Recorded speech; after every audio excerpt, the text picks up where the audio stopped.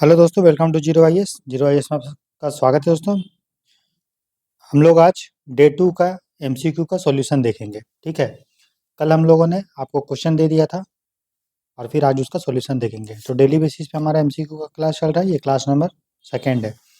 तो जो first class हुआ था दोस्तों, हम लोगों ने इन्वायरमेंट के टोटल 21 क्वेश्चन को देखा था और हम लोग टॉपिक बाय टॉपिक कर रहे हैं। ठीक है, ताकि आपको दिक्कत ना हो।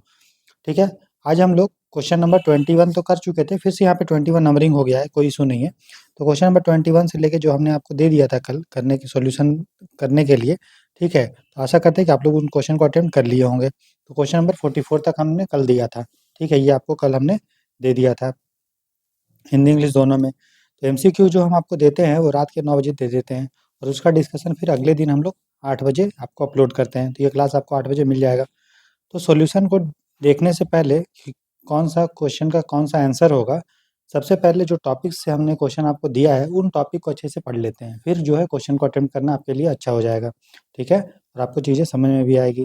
तो स्टार्ट करते हैं दोस्तों आज का क्लास। तो सबसे पहले डिटेल नोट्स पढ़ लेते हैं जो हमने एमसीक्यू दिया है उसे टॉपिक से रिलेटेड, फिर हम लोग क्वेश्चन को देखेंगे। ये सब पीडीएफ आपको टेलीग्राम चैनल पे मिल जाएगा और टेलीग्राम चैनल का लिंक दोस्तों इस वीडियो के कमेंट सेक्शन में होता है। तो याद रखिए, डेली रात के 8 बजे आपको डिस्कशन मिल जाएगा क्लास का, मतलब एमसीक्यू का, और फिर रात के 9 बजे नेक्स्ट डे का एमसीक्यू आपको मिल जाएगा। आपको अटेम्प्ट करना है, फिर अगले दिन आपको डिस्कशन को सुनना है और पीडीएफ को भी साथ-साथ आपको देखना है, डिस्कशन के बाद पढ़ना है।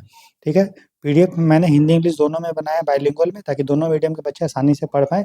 कोई बच्चे होते हैं जिनको इंग्लिश थोड़ा समझने में प्रॉब्लम होता है, उसको हिंदी का टर्म अगर मिल जाएगा समझ जाएगा।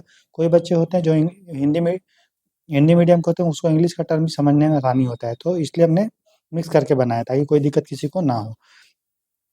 ठीक है? तो इकोलॉजी के बारे में कल हमने आपको बता दिया था। इकोलॉजी में मतलब स्टडी होता है जिसमें हम लोग बायोटिक और एबायोटिक कंपोनेंट का जो इंटरेक्शन होता है उसके बारे में पढ़ते हैं। ठीक है? और इसमें हम लोग एनर्जी फ्लो के बारे में पढ़ते हैं, ऊर्जा प्रवाह के बारे में, और मिनरल किस तरह से साइकिल होता है, न्यूट्रिएंट का किस तरह से साइकिल होता है वो भी पढ़ते हैं। ठीक है? तो अब हम लोग जो देखते हैं नेक्स्ट चीज़ कि इकोलॉजी में लेवल ऑफ ऑर्गेनाइजेशन क्या-क्या होता है? पारिस्थितिकी में संगठन के स्तर। ठीक है? तो इकोलॉजी में आपको पता है बायोटिक और एबायोटिक कंपोनेंट होता है, आपस में उसका इंटरेक्शन होता है। तो इकोलॉजी में हम लोग पढ़ते हैं कि इंडिविजुअल का स्टडी हम लोग देखते हैं, ऑर्गेनिजम्स का, पॉपुलेशन का, कम्युनिटी का, इकोसिस्टम का, बायोम्स और बायोस्फीयर का हम लोग स्टडी करते हैं। पारिस्थितिकी में व्यक्तियों तो आप समझ रहे हैं, इंडिविजुअल। ठीक है? फिर ऑर्गेनिजम्स, बहुत सारे इंडिविजुअल को मिला के ऑर्गेनिजम्स बोल देते हैं। फिर पॉपुलेशन। ठीक है, पॉपुलेशन जैसे किसी एरिया का है तो बोल सकते हैं खरगोश का पॉपुलेशन, हाथी का पॉपुलेशन, आदमी का पॉपुलेशन। फिर कम्युनिटी, एक कम्युनिटी में अलग अलग समुदाय होते हैं, अलग बहुत सारे पॉपुलेशन को मिला के कम्युनिटी बनता है। फिर इकोसिस्टम समझ रहे हैं। फिर बायोम और बायोस्फीयर। तो ये जो है एक हायरार्की है, ऑर्गेनाइजेशन है संगठन का, किस में? आपका इकोलॉजी में। तो अगर हम लेवल ऑफ ऑर्गेनाइजेशन देखेंगे तो सबसे पहले आपको पता है कि मॉलिक्यूल्स होता है। तो ये बायोलॉजी में यहाँ तक समझ लीजिए बायोलॉजी का पार्ट हो गया, है ना? मॉलिक्यूल होता है, मॉलिक्यूल से सेल बनता है, मतलब कोशिका बनता है। को बहुत सारे कोशिका मिलके ऊतक बनाता है, बहुत सारे ऊतक बना के अंग बनाता है। ठीक है? तो ये तो हो गया हमारा बायोलॉजी का चीज़। उस ठीक है? उसके बाद देखिए आप इन्वायरमेंट इकोलॉजी में तो अब बहुत सारे ऑर्गन जब मिल जाएगा तो एक ऑर्गेनिज्म बनेगा। ठीक है, बहुत सारे ऑर्गेनिज्म जब एक एरिया में रहेंगे तो उसको पॉपुलेशन बोलते रहते हैं। फिर बहुत सारा पॉपुलेशन से हाथी का पॉपुलेशन, गाय का, शेर का, आदमी का, सब इंसान का पॉपुलेशन को मिला के कम्युनिटी बोला जाता है। बहुत सारे कम्युनिटी को मिला के, जिसमें बहुत सारे कम्युनिटी होते हैं, हाथी होती है और आपस में इंटरेक्शन होता है तो उसको इकोसिस्टम बोल देते हैं। इकोसिस्टम से बड़ा बायोम होता है, बायोम से बड़ा बायोस्फीयर होता है, और जहाँ-जहाँ पृथ्वी पे जीवन उसको बायोस्फीयर बोल देते हैं, और बायोस्फीयर से बड़ा क्या होता है? अर्थ। तो ये हो गया संगठन का स्तर जो भी इकोसिस्टम में होता है, यहाँ से स्टार्ट होता है। ये जो है अणु, कोशिकाएँ, ऊतक, अंग, शुरू के 4 ये बायोलॉजी में होता है। और जीव से मिलके जनसंख्या बनता है, बहुत सारी जनसंख्या होके समुदाय बनाता है, बहुत सारे समुदाय से इकोसिस्टम होता है। इकोसिस्टम जो है बायोम का पार्ट होता है, बायोम जो होता है वो बायोस्फीयर जीवमंडल का पार्ट होता है, और जीवमंडल पृथ्वी का पार्ट होता है। क्लियर हो गया? इतना समझ में आ गया? आगे हम देखेंगे डिटेल में। ठीक है? कि इंडिविजुअल किसको बोलते हैं, व्यक्ति, प्रजाति, ये सब सारा पढ़ेंगे। अब देखिए, एक टॉपिक है इससे मिलता-जुलता, कि पॉपुलेशन जो होता है, जनसंख्या दोस्तों, उसको हम लोग पहचान सकते हैं, खासकर जानवर का जो जनसंख्या होता है उ कि कौन-सा प्रजाति है। जैसे तो उसका पग मार्क, उसका जो पैर का चिन्ह होता है, जैसे हाथी का पैर का जो चिन्ह होगा, शेर का जो पैर का चिन्ह होगा, उस पैर के चिन्ह से आपको क्या-क्या पता चलता है? आप इसको जान के शॉक हो जाएँगे। ठीक है? कि जो पग मार्क्स होता है, जो पैर का जो निशान होता है, ठीक है? वो ये बता देता है कि वो ऑर्गेनिज़म्स कहाँ पे एरिया में रहता है। उससे आपको अलग-अलग स्पीशीज़ के, क्योंकि हर स्पीशीज़ का जो पैर का निशान होगा वो अलग होगा। यहाँ तक कि आप उससे व्यक्तिगत जीव का भी पहचान कर सकते हैं, तो ठीक है, शेर का अलग होगा, हाथी का, बाघ का।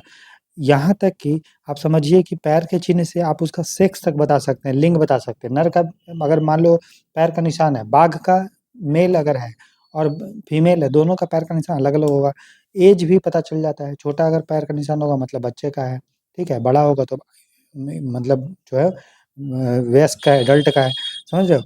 तो पैर के निशान से बहुत सारी चीज़ पता चल जाता है, कौन-सा जानवर का है, क्या उसका जेंडर है, मतलब लिंग क्या है, कितना उसका एज है, ठीक है? किस एरिया में वो रह रहा है, क्योंकि जहाँ-जहाँ पैर का निशान मिलेगा तो ज़्यादा हाई चांस है वहाँ तक वो मिल रहा है।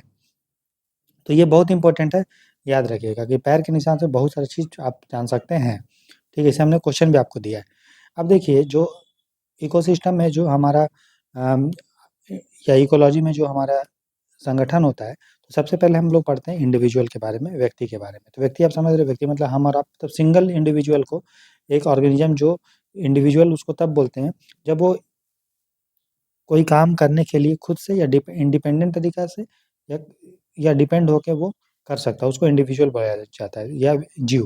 तो एक जीव वह स्वतंत्र इकाई है जो स्वयं कार्य कर सकता है ना? जैसे हम खाना खा रहे हैं तो हम खुद खा रहे हैं, शेर भी खाना खा रहा है, खुद खा रहा है। तो एक इंडिविजुअल मतलब स्वतंत्र आप इकाई समझिए जो खुद अपना काम कर सकती है, ठीक है?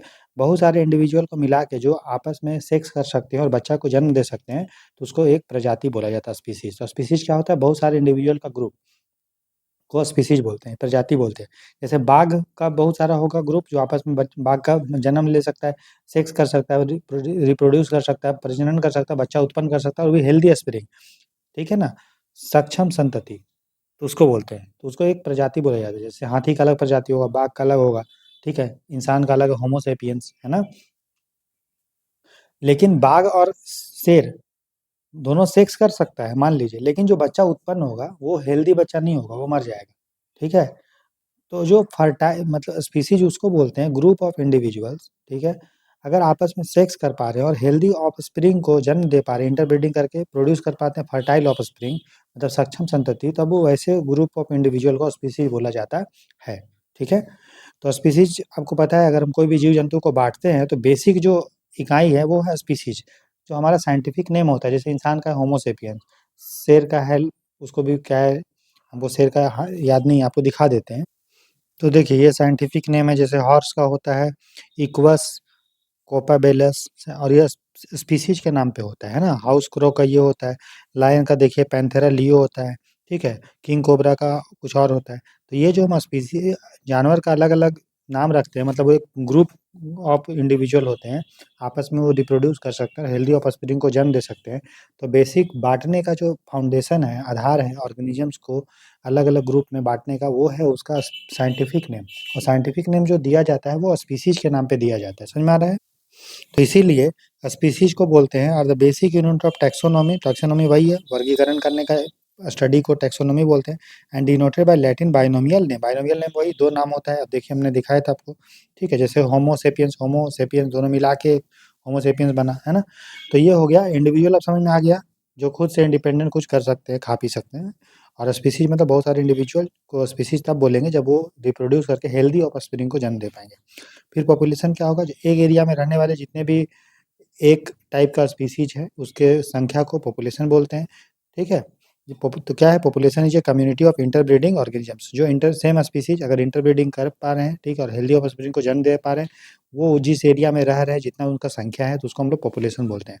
तो जनसंख्या समान प्रजाति के परस्पर, समान प्रजाति समझ में आया? सेम स्पीशीज के परस्पर प्रजनन करने वाले जीवों का समुदाय है, जो एक निश्चित क्षेत्र में रहते हैं। पॉपुलेशन का जो ग्रोथ है पॉजिटिव भी हो सकता है, मान लो जी कहीं पे 5 हाथी था, कल को बढ़ के 10 हाथी हो गया, 10, तो पॉजिटिव ग्रोथ हो गया। अगर 5 हाथी एलिफेंट था, 2 रह गया तो नेगेटिव ग्रोथ हो गया, या 5 का 5 ही रहा तो न्यूट्रल ग्रोथ हो गया, है ना? तो पॉपुलेशन पॉजिटिव भी हो सकता है। पॉजिटिव कब होगा? जैसे जन्म लेगा या बाहर से लोग आ गए प्रवासन करके। नेगेटिव कब होगा? जब भी कुछ का डेथ हो गया या वहाँ से जानवर बाहर चला गया, तो उस एरिया का पॉपुलेशन घट गया, तो उसको जनसंख्या बोला जाता है। तो जनसंख्या में क्या, सेम स्पीशीज इंटरब्रीडिंग कर पा रहे हैं, हेल्दी ऑफस्प्रिंग को जन्म दे पा रहे हैं। कम्युनिटी क्या होता है? जैसे कोई एरिया है, तो यहाँ पे हाथी का भी पॉपुलेशन है, शेर का भी, आदमी का भी, है ना? जीव-जंतु का भी, पेड़-पौधा का भी, तो इसको पूरा को कम्युनिटी बोला जाता है, ठीक है? तो कम्युनिटी को जो नाम किया जाता है, जैसे कि यहाँ पे बहुत सारे जीव-जंतु हैं, इसको नाम किस आधार पे करेंगे कि ये कौन-सा कम्युनिटी है? इसको हम लोग करते हैं कि वहाँ पे जो प्लांट का है, वो कौन-सा प्लांट वहाँ पे ज़्यादा डोमिनेंट है। जैसे हम लोग बोलते हैं टुंड्रा जिसे बोलते हैं हम लोग ग्रासलैंड कम्युनिटी। तो ग्रासलैंड कम्युनिटी में मतलब ग्रासलैंड, घास का मैदान, वहाँ पे आपको ज़ेब्रा मिलेगा, हाथी मिलेगा, शेर भी मिलेगा, डियर भी मिलेगा, है ना? लेकिन हम लोग उसको ग्रासलैंड नाम क्यों दिए? क्योंकि वहाँ पे घास जो है वो ज़्यादा प्लांट जो वह प्लांट, ठीक है, या वह जो वेजिटेशन जो ज़्यादा वहाँ पे डोमिनेंट है, मतलब प्रमुख है, तो वहाँ पे घास प्रमुख है, इसलिए ग्रासलैंड कम्युनिटी। अगर मान लीजिए किसी एरिया में फॉरेस्ट ज़्यादा प्रोमिनेंट है, ज़्यादा मिल रहा है, तो उसको फॉरेस्ट कम्युनिटी बोलेंगे। तो कम्युनिटी का जो नाम किया जाता है, वहाँ पे बहुत सारे पॉपुलेशन होते हैं, लेकिन उसका नाम जो हम लोग करते हैं वो किस आधार पे करते हैं? वो करते हैं हम लोग वहाँ वेजिटेशन के आधार पे, प्लांट के फॉर्म के आधार पे, तो उसको कम्युनिटी बोला जाता है। तो समुदाय का नाम प्रमुख वनस्पति प्रकार के आधार पर किया जाता है, ठीक है? जैसे ग्रासलैंड कम्युनिटी में dominated by the grasses but may contain trees and herbs. तो घास भूमि समुदाय घास द्वारा नियंत्रित होता है। वहाँ मेन तो घास ही है, लेकिन ऐसा नहीं कि सिर्फ घास रहेगा, मेन घास है वहाँ पे, लेकिन इसमें वृक्ष और झाड़ियाँ भी हो सकती है ग्रासलैंड कम्युनिटी में। फॉरेस्ट कम्युनिटी में जैसे घास भी होता है, जंगल भी होता है, लेकिन मेन हम लोग उसको जंगल के आधार पे बाँटते हैं। तो कम्युनिटी जो नाम हम लोग करते हैं वो किसके आधार पे करते हैं दोस्तों? वो करते हैं डोमिनेंट प्लांट फॉर्म के आधार पे, प्रमुख वनस्पति प्रकार के आधार पे, वेजिटेशन के आधार पे, ठीक है? अब देखिए जो कम्युनिटी होता है वो अलग-अलग प्रकार का होता है। एक होता है मेजर कम्युनिटी, नाम से ही पता चल रहा है प्रमुख समुदाय। प्रमुख समुदाय मतलब बहुत बड़ा कम्युनिटी, ठीक है? बहुत सारे वहाँ पॉपुलेशन रहेगा और बहुत बड़ा होगा और वो अपने को सेल्फ रेगुलेट करेगा। मतलब बाहर से कुछ उसको रेगुलेट करने की ज़रूरत नहीं है, आपस में ही रेगुलेट कर लेंगे। जैसे मान लीजिए कोई ग्रासलैंड कम्युनिटी, एग्ज़ाम्पल दे रहा हूँ मैं, ठीक है? या ट्रॉपिकल एवरग्रीन का मान लीजिए, ठीक है, हम लोग ग्रासलैंड कम्युनिटी का ही देखते हैं। ठीक है? तो मान लीजिए यहाँ पे बोला खुद को रेगुलेट कर पा रहा है, जैसे हाँ, घास है, ठीक है? और हिरन बहुत हो गया, तो घास पूरा खत्म हो जाएगा दोस्तों, घास खत्म हो जाएगा, फिर जो हिरन होगा, घास उसको मिलेगा ही नहीं, तो आपस में ये कॉम्पिटिशन करने लगेंगे, लड़ने लगेंगे, कुछ हिरन मर जाएगा, कुछ हिरन मर जाएगा, तो घास अब धीरे-धीरे ग्रोथ होने लगेगा क्योंकि हिरन कम हो गया, तो घास फिर अब ग्रो होगा, फिर घास ग्रो होगा, फिर हिरन ज़्यादा प्रोड्यूस कर फिर आप लड़ना-वड़ना बंद कर देगा, है ना? तो फिर हिरन बढ़ने लगेगा, फिर बढ़ेगा तो फिर घास पूरा खा लेगा, फिर वो आपस में कॉम्पिटिशन होगा, फिर हिरन मरेगा, फिर घास का ग्रो होने लगेगा, तो अपने को रेगुलेट कर रहा है, बाहर से रेगुलेशन का ज़रूरत नहीं है। उसी तरह से अगर मान ली हिरन का संख्या ज़्यादा हो गया, ठीक है? हिरन का संख्या ज़्यादा हो गया, तो घास खत्म हो जाएगा, तो घास खत्म हो जाएगा, तो हिरन मरेगा, तो फिर घास बढ़ने लगेगा, ठीक है? उसी तरह से शेर का संख्या ज़्यादा हो गया, लायन का, तो वो पूरा हिरन को खा लेगा, आपस में लड़ने लगेंगे, तो शेर मर जाएगा, ठीक है? अब फिर धीरे-धीरे आपका बकरी लोग जो है बच जाएगा, हिरन-विरन बच जाएगा, तो हिरन का ग्रोथ हो जाएगा। तो अपने आप ये रेगुलेट करता है, सेल्फ रेगुलेटिंग। तो मेजर कम्युनिटी बहुत बड़ा होता है और खुद को ये रेगुलेट करते हैं, बाहर से रेगुलेट करने का ज़रूरत, नियंत्रण करने का ज़रूरत नहीं होता है, ठीक है? और नेबरिंग कम्युनिटी पे पड़ोस का जो समुदाय होता है, जैसे मान लीजिए ग्रासलैंड कम्युनिटी है, ठीक है? और बगल में फॉरेस्ट कम्युनिटी है, तो ये आपस में लिंक तो करता है, ठीक है? जुड़ता है, लेकिन ये इस पे डिपेंड नहीं है, ठीक है? तो क्योंकि ये खुद को रेगुलेट कर लेता है, बड़ा कम्युनिटी है, खुद को रेगुलेट कर लेता है और बहुत बड़ा साइज़ का होता है। जैसे एग्ज़ाम्पल है ट्रॉपिकल एवरग्रीन फॉरेस्ट, उष्णकटिबंधीय सदाबहार वन, ठीक है? तो ट्रॉपिकल आपको पता है, इस ज्योग्राफी में हम डिटेल में आपको पढ़ाएँगे। ट्रॉपिकल एरिया बोलते हैं दोस्तों, जैसे ये हमारा इक्वेटर है, भूमध्य रेखा, ठीक है? भूमध्य रेखा इसको क्यों बोलते हैं? क्यों हिंदी है भूमध्य रेखा, भू मतलब होता है पृथ्वी, मध्य मतलब बीच में, तो पृथ्वी को बीच में जो काट दे, ये पृथ्वी को 2 भाग में काट दिया, इसलिए इसको इक्वेटर बोलते हैं। इक्वेटर मतलब इक्वेट करने वाला, जैसे रीडर, रीडर का मतलब क्या होता है? पढ़ने वाला, यहाँ है इक्वेटर, इक्वेटर मतलब इक्वेट करने वाला, इक्वेट मतलब बराबर करने वाला, तो देखो पृथ्वी को 2 भाग में बाँट दिया, इसको इक्वेटर बोलते हैं। इस तरह से आप लोग को कहीं पढ़ते थे कि इक्वेटर को हम लोग क्यों बोलते हैं इक्वेटर, 2 पार्ट में बाँटता है ना? अगर पढ़ रहे होंगे तो ज़रूर बताइए। तो जब हम मेरा पढ़ाने का जो टेक्निक है वो इसी तरह से, हम चीज़ों को सिंपल करके आपको प्रोड्यूस करते हैं, ताकि आपका कॉन्सेप्चुअल क्लैरिटी आपका अच्छा हो जाए और एग्ज़ाम निकालने में दिक्कत ना हो, ठीक है? तो ट्रॉपिकल एवरग्रीन फॉरेस्ट भी एक मेजर कम्युनिटी है।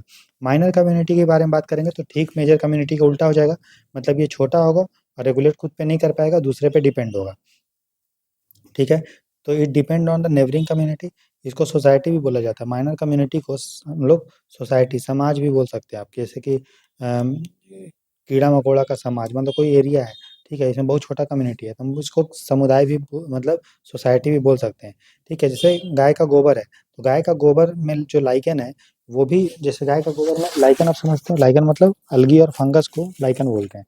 तो गाय के गोबर में देखेंगे फफूंद हो जाता है ना, शैवाल वैवाल उसमें मतलब शैवाल बन जाता है। ठीक है, फंगस हरा भरा हो जाता है। क्यों होता है? क्योंकि उसमें फंगस का ग्रोथ होने लगता है और अलगी का भी ग्रोथ होने लगता है। लेकिन कब तक? अगर मान लीजिए बाहर से किसान उठा के फेंक दिया, या फिर पानी बह गया, तो ये तो काव डंग खत्म हो जाएगा, है ना? तो ये दूसरे कम्युनिटी पे डिपेंडेंट है, और लाइकेन जो है इस पे डिपेंडेंट है। तो आपस में ये डिपेंडेंट है, बाहर की कम्युनिटी पे भी डिपेंडेंट है। तो माइनर कम्युनिटी जो होता है वो मेजर कम्युनिटी पे डिपेंड, अगर नेबरिंग कंट्री कम्युनिटी पे, पड़ोसी समुदाय पे निर्भर होता है। क्लियर होगा? समझ में आया? तो आपको पॉपुलेशन समझ में आया, स्पीसीज समझ में आया, कम्युनिटी समझ में आया। ठीक है, अब है कम्युनिटी में ही स्टेबल कम्युनिटी, स्थिर समुदाय। नाम से ही पता चल रहा है, जो स्थिर हो। स्थिर मतलब, स्थिर किसको बोलते हैं? जो मान लो कोई चीज़ प्रोड्यूस कर रहा है, तो प्रोडक्शन बहुत ऊपर नीचे ना हो, स्थिर हो, स्टेबल हो। ठीक है, तो स्टेबल कम्युनिटी वो कम्युनिटी होता है, कम्युनिटी मतलब वहाँ पे बहुत सारे आपको अलग अलग पॉपुलेशन मिलेगा। तो ऐसा कम्युनिटी जिसका प्रोडक्टिविटी मतलब जो चीज़ वो प्रोड्यूस कर रहा है ना, जैसे घास प्रोड्यूस क्या कर रहा है, घास वास प्रोड्यूस कर रहा है ना, वेजिटेरियन जो हिरन वीरन है, उसका प्रोडक्टिविटी देखिएगा तो वो मांस वांस का हो गया। तो समझ में आ रहा है? तो उसका जो प्रोडक्टिविटी होगा वो ज़्यादा वेरिएशन नहीं होगा, वर्ष दर वर्ष, ईयर बाय ईयर जो है वो लगभग स्टेबल होता है। तो उसको स्टेबल कम्युनिटी हम लोग बोलते हैं। अगर उसमें बाहर से कुछ नुकसान भी हो जाता है, जैसे आग लग गया, या फिर आदमी उसको कुछ नुकसान पहुंचा दिया, तो वो अपने को थोड़ी देर बाद रिकवर कर लेता है। तो उसको हम लोग स्टेबल कम्युनिटी बोलते हैं। तो स्टेबल कम्युनिटी जो होता है means there is not much variation in the productivity from year to year. स्थिर समुदाय वह होता है जिसमें वर्ष दर वर्ष उत्पादकता में अधिक वृद्धि नहीं होती। यहाँ पे उत्पादकता का मतलब क्या हुआ? उत्पादकता का मतलब होता है बायोमास। बायोमास, जैसे कि मान लीजिए घास का मैदान है, तो ये कितना घास प्रोड्यूस हो रहा है उसको आप वेट कर लीजिए। यहाँ पे बहुत सारा हिरन है, कितना हिरन है उसको वेट कर लीजिए, शेर है वेट कर लीजिए। तो सारा को वेट को जब जितना वो वेट वजन को मिला लेंगे तो मोटा मोटा समझो उसको बायोमास बोलते हैं। तो जो स्टेबल कम्युनिटी होता है वहाँ पे टोटल जो मास आप ले लेंगे पूरा लोगों का, पूरा जितने भी उसमें है कम्युनिटी में जितने भी इंडिविजुअल है सबको जोड़ दीजिएगा, तो उसका मास ईयर बाय ईयर ज़्यादा वेरिएशन नहीं होगा। ठीक है, मान लीजिए किसी में 100 केजी है तो 101 केजी, 105 ऐसे रहेगा। ऐसा नहीं कि 100 केजी तो 50 केजी तो 20 केजी, इतना वेरिएशन नहीं होगा। तो वैसे को हम लोग बोलते हैं स्टेबल कम्युनिटी जिसका प्रोडक्टिविटी मतलब बायोमास, ठीक है, या हम लोग इसको एनर्जी में भी नापते हैं किलो कैलोरी में, अगर उसका स्टेबल रहेगा, ज़्यादा वेरिएशन नहीं होगा। और बाहर से कुछ अगर नेचुरल या man made human made disturbance हो भी जाता है तो वो रेजिलिएंट होता है। रेजिलिएंट आप समझते, रेजिलिएंट मतलब क्या? ज़्यादा वो मतलब रेजिलिएंट का मतलब क्या होता है, समझ में आ रहा है? जैसे कि कोई इरेजर है, या कोई प्लास्टिक वो है मतलब इलास्टिक रबड़ है, रबड़ को अगर खींचेगा तो आपको नॉर्मल शेप में आ जाएगा, थोड़ा सा इसका हो सकता है डिफॉर्म हो जाए, लेकिन ज़्यादा नहीं होगा। ठीक है, तो रेजिलिएंट का मतलब दोस्तों, पेंडुलम भी रेजिलिएंट है, पेंडुलम को आप इधर करेंगे तो फिर ये आपका स्टेबल पोजीशन में ही आ जाएगा। ठीक है, तो उसको रेजिलिएंट बोला जाता है। ठीक है, तो मतलब बाहर से कोई अगर सिचुएशन हो भी जाए खराब सा, तो अपने को उसे ढाल लेगा और बच जाएगा, और फिर थोड़े दिन बाद वो नेचुरल रूप में आ जाएगा, तो उसको हम लोग स्टेबल कम्युनिटी बोलते हैं। ठीक है, तो यह प्राकृतिक या मानव जनित व्यवधानों मतलब डिस्टर्बेंस तथा बाहरी प्रजातियों के आक्रमण के प्रति प्रतिरोधी या पुनर्स्थापनीय होता है। ठीक है, समझ में आया?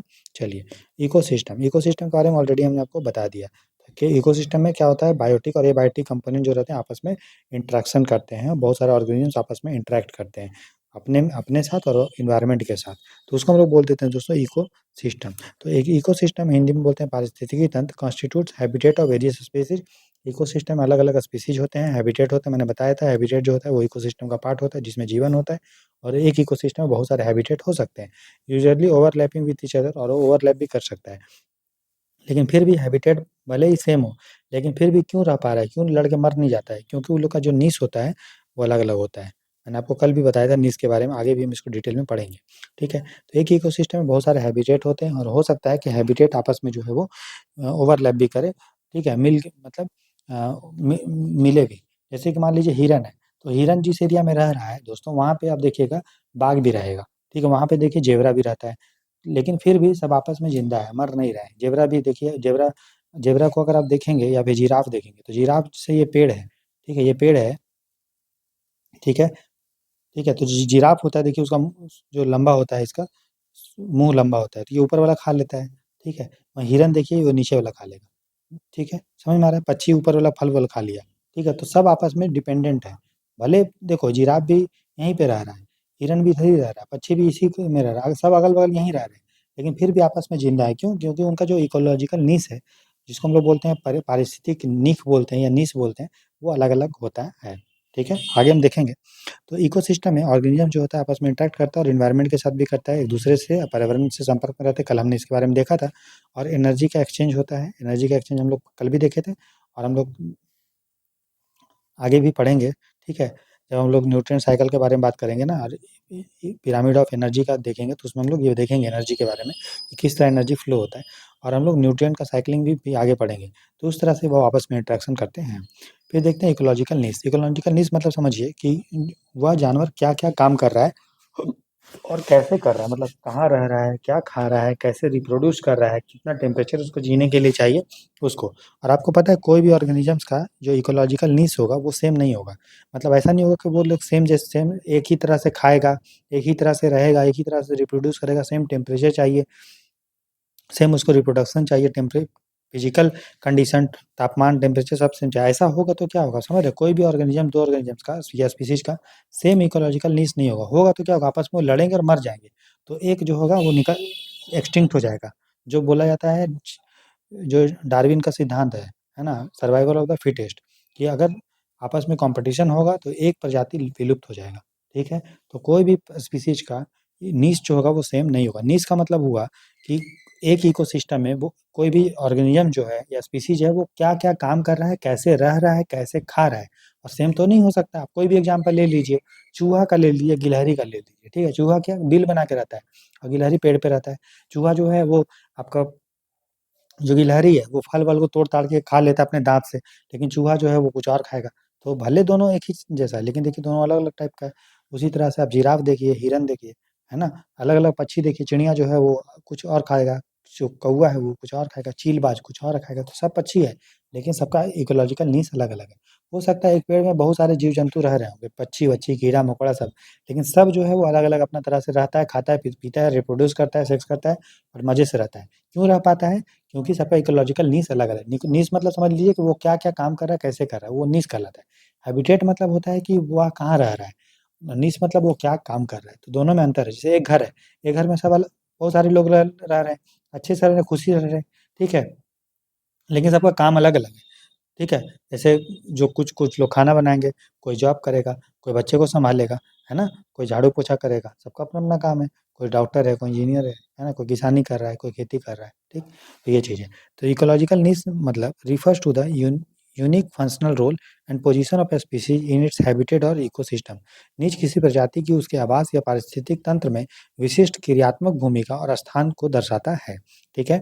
तो हैबिटेट अगर देखें कि नीज में क्या-क्या होता है, मैंने बताया हैबिटेट होता है कि वो कहाँ रहता है, फूड नीश मतलब वो क्या खाता है, कैसे खाता है, रिप्रोड्यूस नीश वो कैसे रिप्रोड्यूस करता है, किस सीज़न में करता है, सीज़न भी ज़रूरी है, जैसे कुत्ता लोग का देखिए, वो आपका विंटर सीज़न में रिप्रोड्यूस करता है ना? फिजिकल एंड केमिकल नीश देखिएगा तो उसके लिए टेम्परेचर अलग चाहिए होगा, कुछ जैसे पानी में रहता है, ठीक है? कोई सरफेस पे रहेगा, किसी के लिए ज़्यादा टेम्परेचर चाहिए, किसी के लिए कम चाहिए। ठीक है? भूमि स्वरूप लैंड भी अलग-अलग, कोई ढलान में रहना पसंद करता है, किसी के लिए समतल भूमि चाहिए, कोई पहाड़ में रहना पसंद करता है, ह्यूमिडिटी किसी को कम ह्यूमिडिटी, किसी को ज़्यादा ह्यूमिडिटी। जैसे ऊँट देखिए, ऊँट जो है वैसा एरिया में रहेगा जहाँ पे ह्यूमिडिटी कम होगा, है ना? तो ये चीज़ है और कोई-कोई ज़्यादा ह्यूमिडिटी में रहता है, जैसे खासकर जो कोस्टल एरिया में रहते हैं जानवर, जैसे डुगोंग हमने सुना था, पढ़ाया भी था पहले, आगे भी आएगा एनवायरनमेंट में टेंशन नहीं लेना है। सीड काऊ जिसको बोलते हैं डुगोंग, वो देखिए ह्यूमिड एरिया में रहता है, कोस्टल एरिया में ह्यूमिडिटी होता है। तो आप देख रहे हैं ना कि हर ऑर्गेनिज़्म जो होता है उसका इकोलॉजिकल नीश अलग-अलग होता है। किसी भी 2 ऑर्गेनिज़्म का स्पीशीज़ का इकोलॉजिकल नीश सेम नहीं हो सकता 2 स्पीशीज़ का। इंडिविजुअल का तो हो सकता है, जैसे शेर-शेर का हो सकता है ना? लेकिन 2 स्पीशीज़ का सेम नहीं होगा। समझ में आ रहा है? 2 स्पीशीज़ का 2 अलग-अलग स्पीशीज़ है, उसका कभी भी आपका इकोलॉजिकल नीश सेम नहीं होगा। अगर होगा तो वो आपस में लड़ेंगे, मरेंगे, खत्म हो जाएगा। मतलब कभी भी सेम नहीं हो सकता, ये आप चीज़ याद रखिएगा। सेम नहीं हो सकता है, सिमिलर हो सकता है, दोनों में अंतर है। सिमिलर मतलब होता है सादृश, मतलब थोड़ा-मोड़ा चलो मैनेजेबल है, हल्का-फुल्का मैच कर ले जाएगा। सेम का मतलब बराबर होता है, बराबर, तो सेम नहीं हो सकता, सिमिलर हो सकता है, ठीक है? ये चीज़ है। नीश का अगर देखें महत्व, तो नीश में मैंने बता दिया कि अगर हमको पता है कि कौन-सा ऑर्गेनिज़्म क्या खा रहा है, कैसे रह रहा है, तो उसको हम लोग कंजर्वेशन भी कर सकते हैं, बचा भी सकते हैं, क्योंकि कौन सा क्या खाएगा वो, कैसे उसको रिप्रोड्यूस करना है, सारा चीज़ का हमको पता रहेगा तो उसको बचाया जा सकता है। ठीक है, तो कोई भी स्पीसीज को कंजर्व करने के लिए हमको उसके नीश के बारे में जानकारी होना चाहिए। ठीक है, अब नीश और हैबिटेट में क्या अंतर मैंने बताया। हैबिटेट जो होता है वो पता होता है, नीश जो होता है वो क्या काम करता है वो होता है। नीश जो होता है स्पीसीज का यूनिक होता है, लेकिन बहुत सारे स्पीसीज जो है एक हैबिटेट में रह सकते हैं, मैंने आपको बता दिया। कोई भी दो स्पीसीज जिसका गिवन हैबिटेट में रहेगा तो कभी भी उसका सेम नीश नहीं हो सकता है, क्योंकि कंपटीशन होगा और मर जाएगा। ठीक है, स्पीसीज एक साथ साथ साथ रह सकते हैं अलग अलग, लेकिन वो अलग अलग चीज़ खाएंगे। जैसे मैंने आपको बताया, जो जिराफ होगा वो टॉप का ऊपर का प्लांट का लेयर खाएगा, इसलिए उसका गर्दन लंबा है, और जो हिरन विरन होगा वो नीचे खाएगा। समझ में आ रहा है? तो ये चीज़ है। नेक्स्ट हम देखते हैं दोस्तों बायोम के बारे में। तो बायोम मैंने आपको बताया। अब देखिए, जो बायोम होता है वो आपका इकोसिस्टम से बड़ा होता है। ठीक है, जैसे यहाँ पे आप देखो, आपको क्लियर होगा। ये देखिए,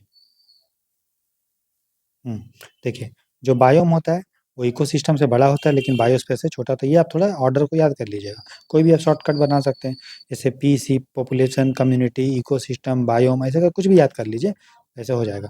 ठीक है, तो अब हम लोग बायोम देख रहे थे, देखते हैं बायोम। तो बायोम जो मैंने बताया इकोसिस्टम से बड़ा होता है।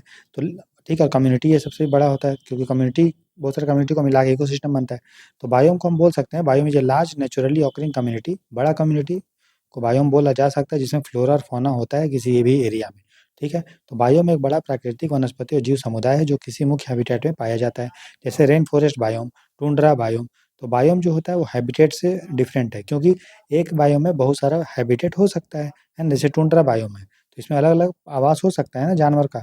रेन फॉरेस्ट में शेर का आवास, हाथी का अलग अलग हो सकता है, जिराफ विराफ का।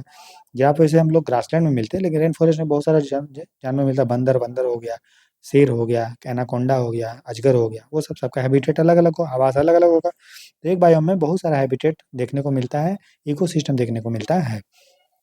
तो प्लांट और जो एनिमल होते हैं बायोम में, उसका कॉमन कैरेक्टरिस्टिक होता है। जो प्लांट और बायोम जो होगा, जो एक बायोम में उसका कैरेक्टरिस्टिक सेम होगा, जैसे या सिमिलर होगा, कॉमन होगा। जैसे जो मान लीजिए रेन फॉरेस्ट बायोम में जो जीव जंतु पेड़ पौधा है, तो सब उसमें वहाँ पे क्यों रह पा रहा है, क्योंकि उस टेम्परेचर जो वहाँ पे टेम्परेचर मिल रहा है या जो पानी मिल रहा है वो उसके लिए फेवरेबल है, आसानी से उसमें वो रह लेगा। इसीलिए तो जो कॉमन, जो सिमिलर, जो एक बायोम में प्लांट और एनिमल रहते हैं, उसका कॉमन कैरेक्टरिस्टिक होता है कि due to similar climatic condition, मतलब टेम्परेचर, हीट वीट वहाँ पे सिमिलर होता है। ठीक है, जैसे एग्जांपल जैसे टाइगा बायोम है। तो टाइगा बायोम जो है आपको पता है, जैसे ये हमारा ग्लोब है मान लीजिए, तो ये है इक्वेटर, ये है आपका कर्क रेखा, ट्रॉपिक ऑफ कैंसर, ये है आपका ट्रॉपिक ऑफ, ये आपका क्या है आर्कटिक सर्कल, और ये आपका क्या है नॉर्थ पोल, और ये आपका क्या है साउथ पोल। ठीक है, तो जो टाइगा बायोम होता है वो आपका नॉर्थ पोल के नीचे रहता है, मतलब यहाँ पे आपको मिलेगा देखने को ठंडे एरिया में। ठीक है, टाइगा बायोम। आगे हम वेजिटेशन के एमसीक्यू में टॉपिक में हम लोग इसको करेंगे। ठीक है, अभी तो हम आपको ये पढ़ा रहे हैं नीस के बारे में ना। तो Tyga biome is found in the northern hemisphere temperate region. Temperate region मतलब शीतोष्ण क्षेत्र बोलते हैं, समशीतोष्ण। टेम्परेट का मतलब वहाँ पे गर्मी और सर्दी दोनों बराबर बराबर होता है, तो उसको टाइगा बायोम। ठंडा रहता है, लेकिन आप टेम्परेट मतलब आप समझ लीजिए ब्रिटिश टाइप का एरिया है ना, या फिर आप समझ लीजिए कनाडा में या फिर रूस का एरिया, तो उसको हम लोग बोलेंगे। रूस का मतलब नॉर्दर्न रूस का नहीं, थोड़ा साउथ वाला रूस का। ठीक है, नॉर्दर्न रूस में तो आपको बहुत ठंडा रहेगा। ठीक है, तो उसको टाइगा बायोम बोल सकते हैं, जो टेम्परेट एरिया में रहता है। ठीक है, चलिए नेक्स्ट हम देखते हैं टॉपिक इकोटोन दोस्तों। Ecotone, ecotone. ठीक है, तो इकोटोन क्या होता है, जैसे कि मान लीजिए ये हमारा पृथ्वी है, या हम लोग इसको नहीं सिंपल से आपको समझाते हैं। देखिए, आपको पता है जहाँ बारिश होगा, जैसे इसी से समझाते हैं। जैसे ये हमारा इक्वेटर है, आपको पता है इक्वेटर के पास गर्मी बहुत पड़ता है, और यहाँ पे आपको पानी वानी भी है, तो यहाँ बारिश खूब होता है। तो इसलिए इक्वेटर के आसपास आपको ऐसा पेड़ पौधा मिलेगा जहाँ पे खूब बारिश होगा और बहुत उसका हाइट होगा, उसको हम लोग बोलते हैं वर्षा वन। क्या बोलते हैं, वर्षा वन। क्यों नाम पड़ा वर्षा वन, वर्षा वन। वर्षा मतलब वन मतलब इस यहाँ वर्षा खूब होती है, और जो भी पेड़ में वर्षा बहुत होगा जहाँ पे, वहाँ पे उसको खूब सारा पानी मिलने के कारण बहुत उसका ग्रोथ होगा, और हमेशा वो हरा भरा रहेगा, क्योंकि प्लांट जो है वो अपना पत्ता एक साथ नहीं गिराएगा। क्यों एक साथ नहीं गिराएगा, क्योंकि पौधा को पत्ता गिराने का, लिप्स गिराने का जरूरत क्यों पड़ता है, क्योंकि उसको पत्ते से पानी का लॉस होता है ट्रांसपिरेशन के द्वारा। लेकिन वहाँ पानी तो पर्याप्त है, सफिशिएंट है, एडिक्वेट है, इसलिए वहाँ का पत्ता एक साथ नहीं गिरता है। कहाँ पे, रेन फॉरेस्ट में। इसीलिए ट्रॉपिकल रेन फॉरेस्ट के जो पेड़ पौधा होते हैं वो हरे भरे रहते हैं साल भर, क्योंकि एक साथ वहाँ पे पत्ता नहीं गिरता है। क्लियर हो गया, इसलिए उसको बोलते हैं एवरग्रीन फॉरेस्ट। क्या बोलते हैं, सदाबहार वन हमेशा हरा-भरा रहेगा। तो ये हो गया आपको जो इक्वेटर के आस-पास का एरिया है, यहाँ पे आपको दोस्तों मिलेगा वर्षा वन, ट्रॉपिकल रेन फॉरेस्ट। जैसे-जैसे आप ऊपर जाइएगा, आपको यहाँ पे घास का मैदान दिखेगा, घास का मैदान।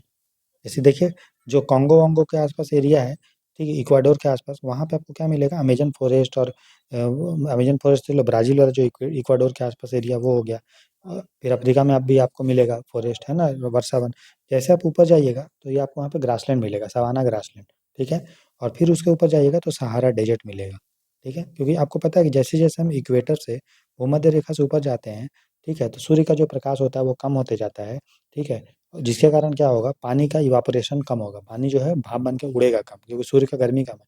पानी भाप बन के कम उड़ेगा तो उससे क्या होगा, बादल कम बनेगा, बादल कम बनेगा, बारिश कम होगा। तो जैसे-जैसे हम इक्वेटर से ऊपर जाती मतलब ऊपर नहीं जा रहे हैं, मतलब पोल की तरफ जा रहे हैं, हॉरिज़ॉन्टली है ये, ऊपर हवा में नहीं है ना? इंडिया से आप समझ लीजिए, मतलब आप कांगो से आप जा रहे हैं इंडिया, फिर इंडिया से आगे आप रूस की तरफ जा रहे हैं, तो आपका रेनफॉल जो होगा वो कम होगा। रेनफॉल कम होगा तो वहाँ पे अलग-अलग मिलेगा। तो यहाँ पे आपको क्या मिला, इस एरिया में क्या मिला आपको? इस एरिया में मिला, 1 मिनट,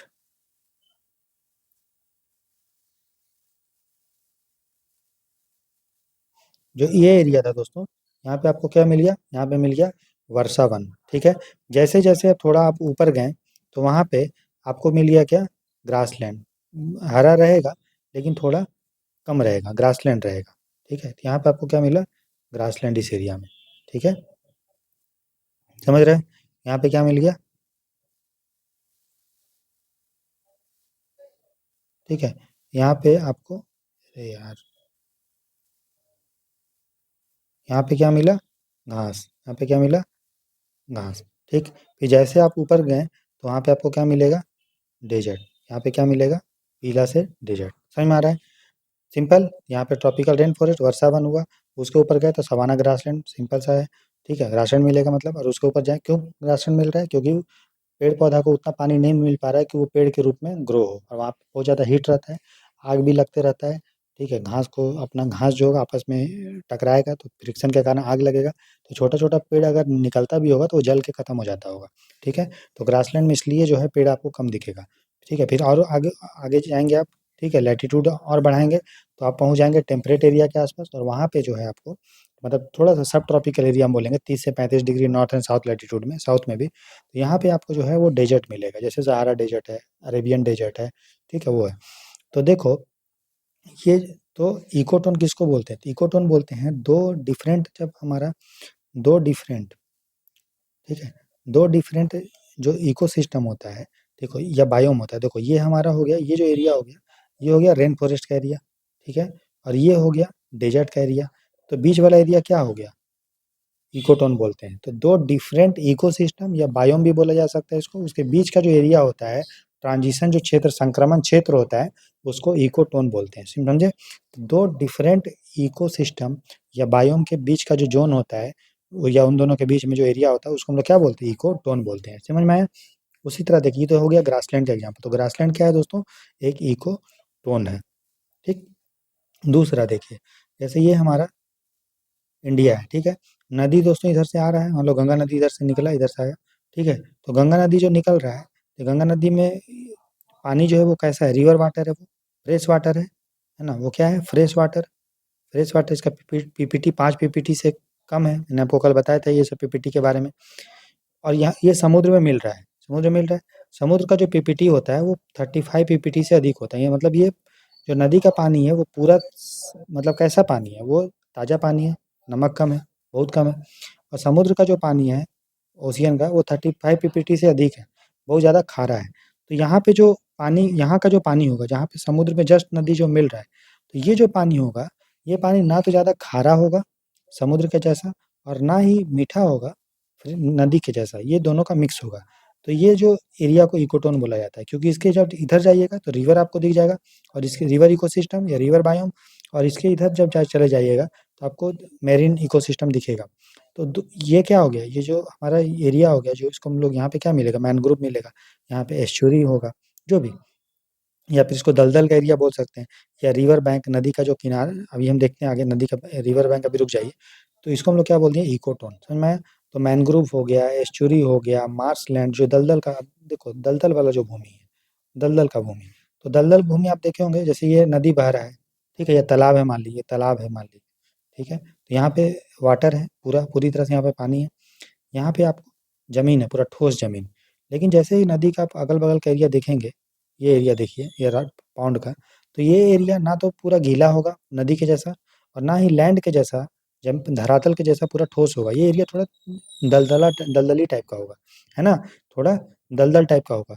तो वैसा एरिया क्या, ये 2 इकोसिस्टम के बीच का एरिया है। ये यहाँ पे अलग तरह का जीव-जंतु मिलेगा, यहाँ पे अलग तरह का मिलेगा, और इसमें जो जीव-जंतु होगा, वो दोनों का मिक्स मिलेगा और अलग भी मिलेगा, ठीक है? तो ये एरिया को हम लोग बोलते हैं इकोटोन। तो इकोटोन आप समझ में आया? तो इकोटोन वो एरिया होता है जो दो डिफरेंट इकोसिस्टम या बायोम के बीच में होता है, ठीक है? आप पढ़ लीजिए, समझ में आ जाएगा आपको। इकोटोन 2 पारिस्थितिक तंत्रों या बायोम के बीच संक्रमण क्षेत्र है, ठीक है? An ecotone is zone of transition between 2 ecosystem. Ecotone 2 पारिस्थितिक तंत्र के बीच एक संक्रमण क्षेत्र होता है। It has characteristic of both the ecosystem. अब चूँकि देखो, ये जो हमारा इकोसिस्टम के बारे में जो दोस्तों हमने बताया, ठीक है? कोई भी इकोसिस्टम, डेज़र्ट का ले लीजिए, है ना? डेज़र्ट ले लीजिए, को हम बताएँ, ये मतलब ग्रासलैंड के बारे में बताएँ, या फिर हमने जो है ये बताया आपको ये, है ना?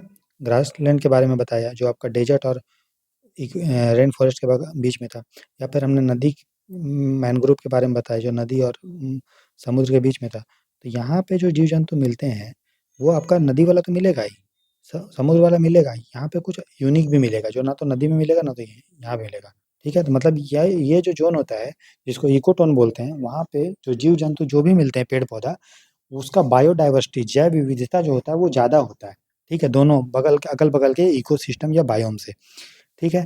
तो समझे? समझे? तो इकोटोन में जो भी जीव-जंतु होता है उसका जो डाइवर्सिटी होता है, बायोडायवर्सिटी जैव विविधता, मतलब अलग-अलग टाइप के उसमें ज़्यादा मिलते हैं, ठीक है? और क्यों? क्योंकि वहाँ पे दोनों इकोसिस्टम का कैरेक्टरिस्टिक उसमें होता है, इसलिए वहाँ पे अलग-अलग तरह के जीव-जंतु मिलेगा और दोनों में जो कॉमन है वो तो मिलेगा ही। तो इसमें दोनों पारिस्थितिक तंत्रों की विशेषताएँ होती है, ठीक है? आगे हम देखेंगे दोस्तों, इकोक्लाइन भी एक होता है। तो इकोक्लाइन के बारे में बाद में देखते हैं, आगे हम समझिए, ठीक है? तो ये चीज़ है। तो चाहे वो ग्रासलैंड हो या फिर जो मैनग्रोव हो, रिवर बैंक हो, मार्शलैंड है, ये किसका एग्जाम्पल है? ये है आपका इकोटोन का। तो इकोटोन का छोटा भी हो सकता है इकोटोन, पतला भी हो सकता है, ठीक है? जैसे ग्रासलैंड और फॉरेस्ट के बीच में पतला भी हो सकता है, वाइड भी हो सकता है, फॉरेस्ट और डेजर्ट के बीच में। देखो, जैसे ये फॉरेस्ट है, ठीक है? ये आपका ग्रासलैंड आ गया और ये आपका डेजर्ट आ गया, ठीक है? तो देखो, ये फॉरेस्ट है, ये ग्रासलैंड है और ये डेजर्ट है। तो यहाँ पे जो होगा बाउंड्री वाला एरिया, ये वाला जो ग्रासलैंड और फॉरेस्ट के बीच में होगा ये एरिया, ये भी तो एक इकोटोन होगा, क्योंकि यहाँ पे इसके इस लाइन के पूरा इधर, पूरा जो है वो ग्रास है, इस लाइन के पूरा इधर वो फॉरेस्ट है। क्योंकि देखो दोस्तों, यहाँ पे मान लीजिए जंगल है, ये पूरा जंगल है, और यहाँ से स्टार्ट हो गया घास, तो तुरंत तो नहीं स्टार्ट होगा कि जंगल खत्म और घास स्टार्ट, है ना? समझ में आ रहा है ना? बीच का ऐसा एरिया होगा जो ग्रासलैंड का भी आपको कैरेक्टरिस्टिक होगा और फॉरेस्ट का भी होगा। तो ये वाला जो एरिया हो इसको भी इकोटोन हम लोग बोल सकते हैं, ठीक है? समझ में आया? तो ये वाला ही पतला होगा, थोड़ा नैरो होगा। लेकिन वही अगर हम पूरा रूप से देखें कि अलग-अलग एकदम इकोसिस्टम, कि ये डेजर्ट है, ये फॉरेस्ट और बीच वाला जो एरिया है वो पूरा ग्रासलैंड, तो ये इकोटोन जो होगा वो बड़ा हो जाएगा, ठीक है? समझ में आ गया ना? तो इकोटोन छोटा भी हो सकता है, मतलब संकरा भी हो सकता है, नैरो भी, संकीर्ण भी या विस्तृत भी हो सकता है। जैसे हम ग्रासलैंड और फॉरेस्ट के बीच का जो थोड़ा-सा एरिया देखेंगे, तो उसमें नैरो होगा। लेकिन वही अगर हम फॉरेस्ट और डेजर्ट के बीच में देखेंगे, तो पूरा बीच का जो होगा वो ग्रासलैंड होगा, बहुत बड़ा। तो उसको इकोटोन छोटा भी होता है, पतला भी होता है, मोटा भी होता है। दूसरा है कि विशेषता की condition intermediate to the adjacent ecosystem, अगल-बगल जो इकोसिस्टम है, उसमें जो करेक्ट आपको कंडीशन दिखेगा टेम्परेचर का, ह्यूमिडिटी का, प्रेशर का, सैलिनिटी का, है ना? वो कॉमन दिखेगा आपको, इसमें भी आपको देखने को मिलेगा, ठीक है? और उन दोनों के बीच का स्थिति इसमें रहेगा, ना तो ज़्यादा हमने देखा ना तो ज़्यादा वो पानी था उसमें, जैसे मैनग्रोव में ना ज़्यादा पानी है और ना ज़्यादा ठोस है, ठीक है ना? तो ये चीज़ है। इट इज़ इसमें जो है बायोडाइवर्सिटी बहुत ज़्यादा होता है, इसी को एज इफेक्ट भी बोला जाता है। तो एज इफेक्ट क्या है? इकोटोन में जीव-जंतु जो होता है, पेड़-पौधा जो पाए जाते हैं, जीव-जंतु की, उसका बायोडायवर्सिटी जैव विविधता बहुत ज़्यादा होता है और थोड़ा डिफरेंट भी होता है अगल-बगल इकोसिस्टम से। तो उसी को हम लोग बोलते हैं एज इफेक्ट। क्या बोलते हैं उसको? Edge effect. और उसमें इकोटोन में जो जो स्पीसीज पाए जाते हैं उसको एज स्पीसीज बोलते हैं। ठीक है, समझ में आया? Ecotone have more diverse ecological characteristic and greater biodiversity. Ecotone में पारिस्थितिक विशेषताएं अधिक विविध होती है और जैव विविधता ज़्यादा होती है। Species that occur primarily in ecotone are called edge species. जो प्रजातियां मुख्य रूप से इकोटोन में पाई जाती है उन्हें एज प्रजाति कहते हैं। Population of these species generally higher in the ecotone than in the either adjoining ecosystem. तो वही बोल रहा है कि जो स्पीसीज इकोटोन में पाया जाता है उसका उसमें जो संख्या होगा, पॉपुलेशन होगा, वो इकोटोन में ज़्यादा होगा और अगल-बगल जो इकोसिस्टम उसमें कम होगा। सिंपल है। इन प्रजातियों की संख्या इकोटोन में आसपास के दोनों तंत्रों से अधिक होती है। In terrestrial ecosystem edge effect is more noticeable in birds. अगर हम टेरेस्ट्रियल इकोसिस्टम में देखेंगे तो बर्ड में आपको जो है एज इफेक्ट ज़्यादा देखने को मिलेगा। जैसे देखिए, टेरेस्ट्रियल इकोसिस्टम मतलब क्या हुआ? टेरेस्ट्रियल इकोसिस्टम हमने देखा था, किसको बोलते हैं टेरेस्ट्रियल इकोसिस्टम? फॉरेस्ट, डेजर्ट और ग्रासलैंड को टेरेस्ट्रियल इकोसिस्टम बोलते हैं। तो अगर हम टेरेस्ट्रियल इकोसिस्टम देखेंगे फॉरेस्ट, डेजर्ट और ग्रासलैंड में, और उसमें अगर हम इकोटोन का बात करेंगे तो फॉरेस्ट, डेजर्ट और ग्रासलैंड में इकोटोन किस क्या हुआ? ग्रासलैंड हुआ, वाइड वाला। तो ग्रासलैंड में जो भी आपको पक्षी मिल रहा है दोस्तों, वो सबसे ज़्यादा मिलता है। उतना पक्षी आपको डेजर्ट में भी नहीं मिलेगा और उतना पक्षी आपको फॉरेस्ट में भी नहीं मिलेगा जितना आपको ग्रासलैंड में मिलता है। ठीक है? तो स्थलीय, अगर अभी टेरेस्ट्रियल में देख रहे हैं, ठीक है ना, एक्वाटिक में नहीं, टेरेस्ट्रियल में। तो टेरेस्ट्रियल इकोसिस्टम में edge effect is more noticeable in birds. तो बर्ड्स में ज़्यादा आपको एज इफेक्ट मतलब ज़्यादा बर्ड्स का अलग अलग प्रजाति देखने को मिलेगा। ठीक है, बाकी जीव जंतु मिलेगा लेकिन बर्ड ज़्यादा उसमें मिलेगा। The density of bird is greater in the forest desert ecotone than in the forest और डेजर्ट एलोन। तो वही बोल रहा है, फॉरेस्ट और डेजर्ट के बीच में जो इकोटोन होता है मतलब ग्रासलैंड, फॉरेस्ट और डेजर्ट के बीच में इकोटोन क्या होगा? ग्रासलैंड।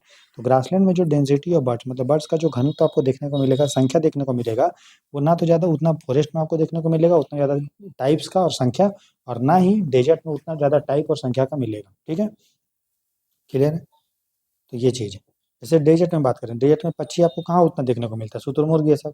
फॉरेस्ट में भी आपको कहाँ होता है? लेकिन ना जो पक्षी आपको देखिए, इंडिया में देखिए, जहाँ पे हम इंडिया में जहाँ पे जंगल उंगल उतना नहीं है, खाली घास वास का मैदान है, जिससे आप समझ लीजिए कि जो खेत वेत भी होते हैं उसको आप घास ही समझिए। तो वहाँ देखिए कितना आपको तरह तरह का जीव जंतु मिलेगा, मतलब पेड़, ये सॉरी, पक्षी मिलेगा, मैना मिलेगा, कौवा मिलेगा, चील मिलेगा, बाज मिलेगा, तोता मिलेगा, है ना, गौरैया मिलेगा। ठीक है, तो बहुत सारा डिफरेंट डिफरेंट आपको मिलेगा, नीलकंठ मिलेगा, बहुत सारा। ठीक है, तो ये चीज़ है। तो वन रेगिस्तान निकोटोन में पक्षियों की घनत्व वन या रेगिस्तान से अधिक होता है, मतलब अलग अलग वन से रेगिस्तान से अलग होती है। ठीक है, ये हो गया। अब हम देखते हैं दोस्तों इको क्लाइन के बारे में। तो जहाँ भी क्लाइन वर्ड जुड़ा हुआ है, इको लाइन या इको क्लाइन भी इसको बोलते हैं, जहाँ भी इको लाइन जुड़ा हुआ है, इको लाइन का मतलब होता है, इकोटोन तो क्या हो गया? इकोटोन हो गया एक एरिया जो दो डिफरेंट इकोसिस्टम के बीच में है। लेकिन इकोक्लाइन का मतलब हो गया कि धीरे-धीरे जब हम एक इकोसिस्टम से दूसरे इकोसिस्टम में चेंज होते हैं, तो जो ज़ोन ऑफ ग्रेजुअल चेंज है, लेकिन हो रहा है, तो उसको हम लोग बोलते हैं इकोक्लाइन। जैसे कि मान लीजिए, जैसे मैंने आपको बताया, जैसे ये फॉरेस्ट है, ठीक है? ये ग्रासलैंड है और ये डेजर्ट है, तो ऐसा तो नहीं हुआ कि फॉरेस्ट खत्म हुआ और तुरंत ग्रासलैंड आ गया, धीरे-धीरे चेंज हुआ होगा। ठीक है? जैसे यहाँ पे फॉरेस्ट बहुत ज़्यादा होगा, फिर जैसे-जैसे आप आगे बढ़ेंगे इस एरिया में जहाँ पे टेम्परेचर थोड़ा कम होगा तो पेड़ कम हो गया होगा, घास थोड़ा ग्रो करने लगा होगा। फिर आप आगे जाएँगे तो थोड़ा पेड़ और कम हो जाएगा, घास और ज़्यादा। तो धीरे-धीरे चेंज हो रहा है ना, अचानक से तो नहीं हुआ कि आगे जब बढ़े, इस लाइन के आगे बढ़ गए तो फॉरेस्ट पूरा खत्म और सीधे ग्रासलैंड स्टार्ट हो रहा है। तो जो धीरे-धीरे चेंज होता है, जब एक इकोसिस्टम से दूसरे इकोसिस्टम में जाते हैं, ठीक है? तो एनवायरनमेंट का कंडीशन, टेम्परेचर, ये सैलिनिटी, डेप्थ अलग-अलग चेंज होता है धीरे-धीरे, वो भी अचानक से नहीं। तो उसी को हम लोग बोलते हैं इकोक्लाइन। इकोक्लाइन वह क्षेत्र होता है जहाँ पे एक इकोसिस्टम से दूसरे इकोसिस्टम में ग्रेजुअल चेंज होता है। तो ecocline is a zone of gradual but continuous change from one ecosystem to another. Ecocline एक ऐसा क्षेत्र है जहाँ एक पारिस्थितिक तंत्र से दूसरे में धीरे-धीरे और निरंतर परिवर्तन होता है। There is no sharp boundary between two ecosystem in an ecocline. ठीक है, सिंपल है कि कोई भी इकोक्लाइन जब होगा, जैसे मान लीजिए ये फॉरेस्ट है, ये ग्रासलैंड है, डेजर्ट है और यहाँ पे वो चेंज हो रहा है। ठीक है, यहाँ पे चेंज हो रहा है, यहाँ पे इसलिए ये लाइन में फॉरेस्ट भी है, ग्रासलैंड भी है। तो हम आपसे पूछे, ये बताओ कि ये फॉरेस्ट का लाइन है या ग्रासलैंड? यहाँ पे आपको क्या मिलेगा? आप लाइन बट बाँट सकते हो इसको? नहीं, आप नहीं बोल सकते हो कि यहाँ पे ये फॉरेस्ट का लाइन है कि ग्रासलैंड है, ठीक है? क्योंकि अब शार्प बाउंड्री आपको देखना, स्पष्ट सीमा नहीं मिलेगा। इकोक्लाइन उसी को बोलते हैं। तो ecocline in an ecocline there is no sharp boundary between two ecosystem in an ecocline. Ecocline में 2 इकोसिस्टम के बीच में कोई स्पष्ट सीमा नहीं होती है। और क्यों ऐसा होता है? क्योंकि टेम्परेचर हो गया, ठीक है, हाइट हो गया, सैलिनिटी, ये डेप्थ धीरे-धीरे चेंज होता है। ठीक है? चलिए नेक्स्ट हम देखते हैं बायोम। बायोम जो होता है, सॉरी बायोस्फीयर, बायोस्फीयर बायोम से बड़ा होता है। बायोस्फीयर मतलब पृथ्वी का वो पार्ट, पृथ्वी का वह भाग जहाँ पे जीवन होता है, इसमें ज़मीन होता है। बायोस्फीयर मतलब जहाँ पे लैंड भी होगा, वाटर भी होगा, एयर, क्योंकि आदि इंसान को या कोई भी जीव जंतु को जीने के लिए, चाहे वो छोटा से छोटा हो या बड़ा से बड़ा हो, उसको हवा भी चाहिए, उसको पानी भी चाहिए और उसको ज़मीन भी चाहिए। पक्षी भी, अब पक्षी थोड़ी हवा में दिन भर उड़ते रहेगा, ठीक है? कोई जैसे समुद्र में जो मछली है, उसको पानी तो मिल रहा है, उसको एयर भी मिल रहा है, लेकिन क्या वो दिन भर तैरते रहता है क्या? नहीं, वो कभी ना कहीं पे बैठेगा, ठीक है? तो उसको लैंड भी चाहिए समुद्र के अंदर में, ठीक? तो उसको हम लोग बोलते हैं बायोस्फीयर। तो बायोस्फीयर मतलब जहाँ पे लैंड, वाटर और एयर तीनों मर्ज होता है, तो उससे वहाँ वहीं पे जीवन होगा, तो उसी को बायोस्फीयर बोलते हैं। तो पृथ्वी में जहाँ-जहाँ जीवन है, सबको मिला देंगे तो उसको हम लोग बायोस्फीयर, जीवमंडल बोलते हैं। नाम ही इसका है जीव, जीव मतलब जिसमें जीवन हो गया, और मंडल मतलब क्षेत्र, ज़ोन। तो the biosphere is the biological component of earth supporting life. तो जीवमंडल पृथ्वी का वह जैविक भाग है जो जीवन को बनाए रखता है। It includes lithosphere land, hydrosphere water and atmosphere air. इसमें स्थल मंडल भूमि, जल मंडल पानी और वायुमंडल वायु शामिल होते हैं। It consist of all living organisms, यहाँ सभी लिविंग ऑर्गेनिजम्स होते हैं, सभी जीव होते हैं, including plant and animal matter, ठीक है? और जो भी वो प्रोड्यूस करते हैं, वो भी जैसे गोबर वोबर हो गया, जो जो भी वो प्रोड्यूस करे, वो भी सारे को मिला के जीवमंडल हम लोग बोलते हैं। तो biosphere is absent at extremes of the north and south. North और साउथ पोल में आपको जीव जंतु नहीं मिलेगा, क्योंकि वहाँ बहुत ज़्यादा ठंडा है, ठीक है? वहाँ जीने के लिए लायक नहीं है। या फिर माउंटेन का अगर हम बहुत हाईएस्ट माउंट एवरेस्ट के एकदम टॉप पे चले जाइए, या ऐसा माउंटेन जो बहुत ऊंचा हो, वहाँ पे इतना ज़्यादा ठंडा होगा कि जीव जंतु वहाँ पे रह ही नहीं पाएगा, क्योंकि फेवरेबल आपको नहीं मिलेगा क्लाइमेट, ठीक है? सो वहाँ पे ऑक्सीजन, आपको एयर नहीं मिलेगा तो मर जाइएगा, ठीक है? तो वो चीज़ है। कुछ-कुछ आपको जैसे कोई फंगस है या कोई बैक्टीरिया है, वो 8000 मीटर मतलब 8 किलोमीटर तक मिल सकता है हाइट पे, लेकिन वो डोर्मेंट रहता है, वो निष्क्रिय अवस्था में रहता है, ठीक है? और उससे ऊपर चले जाइएगा तो मिलेगा ही नहीं, ठीक है? चलिए, तो ये हो गया। नेक्स्ट हम देखते हैं प्रिंसिपल ऑफ इकोलॉजी, एडाप्टेशन, पारिस्थितिकी सिद्धांत, अनुकूलन। अनुकूलन का नाम ही है अनुकूल होना। अनुकूल होना मतलब उसके अनुरूप ढल जाना। जैसे हम लोग, गर्मी आता है, हम लोग कपड़ा जो है अपना खोल देते हैं और लाइट कपड़ा, हल्का कपड़ा पहनते हैं। क्यों? गर्मी कम लगे। बरसात आएगा तो वो पहन लेंगे, मतलब रेनकोट या फिर छाता, तो उसको अनुकूलन बोला जाता है, ठीक है?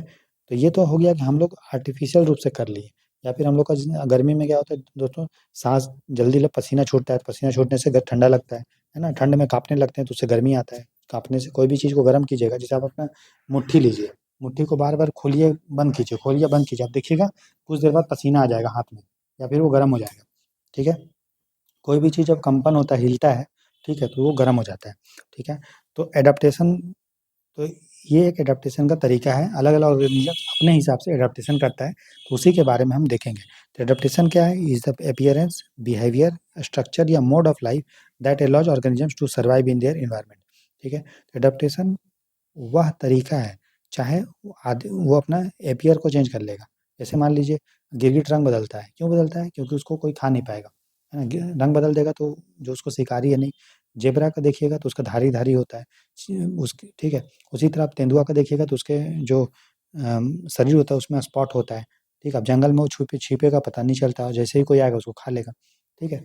तो उसका अपीयरेंस में चेंज हो गया उसका, ठीक है? उसका बिहेवियर में चेंज भी हो सकता है, या फिर स्ट्रक्चर में, जैसे जिराफ है, ठीक है? उसका जो है लंबा, वो क्या हो, बहुत समय पहले क्या हुआ होगा, सालों हजारों करोड़ों साल पहले क्या हुआ होगा कि हिरन भी होगा, ठीक है? जेबरा भी होगा, सारा लोग खाता होगा, तो फिर घास वास का कमी हो जाता होगा, तो धीरे धीरे क्या हुआ, जिराफ का जो शरीर था उसका गर्दन लंबा हो गया, ठीक है? तो उसके स्ट्रक्चर में चेंज हो गया, या फिर मोड ऑफ लाइफ, कैसे वो जीवन जी रहा है।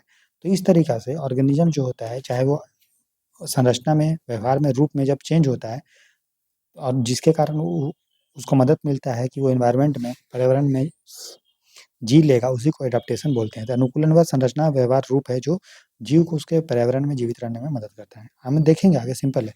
कुछ एग्जाम्पल देख लेते हैं एनिमल का, जैसे एलन रूल, एक व्यक्ति थे एलन, उन्होंने एक नियम दिया। उन्होंने बोला कि जो कोल्ड क्लाइमेट होता है, जो ठंडा एरिया होता है, वहाँ जो मैमल्स होते हैं, मतलब स्तनधारी होते हैं, उनका कान अगर आप देखिएगा या आप उसका पैर देखिएगा तो छोटा-छोटा होगा। जैसे आप पेंगुइन को देखिए, पेंगुइन का शरीर बहुत बड़ा होगा, वज़न बहुत ज़्यादा रहेगा, लेकिन इसका देखिए यहाँ पैर, या इसका जो ऐसे चोंच, या इसका पंख, वो सब छोटा-छोटा होगा। क्यों? जितना छोटा होगा तो जो छोटा चीज़ से हीट का लॉस दोस्तों कम होता है। जैसे आप एक बर्तन लीजिए, ठीक है? इसमें आप दूध रखिए, ये तुरंत गर्म हो जाएगा, बड़ा बर्तन है तो। वही आप एक ग्लास में दूध रखिए, तो ये धीरे-धीरे गर्म होगा। तो कोई चीज़ जब छोटा होता है तो उससे हीट का जो लॉस होता है वो कम होता है। इसीलिए जो एलन ने बोला कि जो मैमल लोग रहते हैं, ठीक है?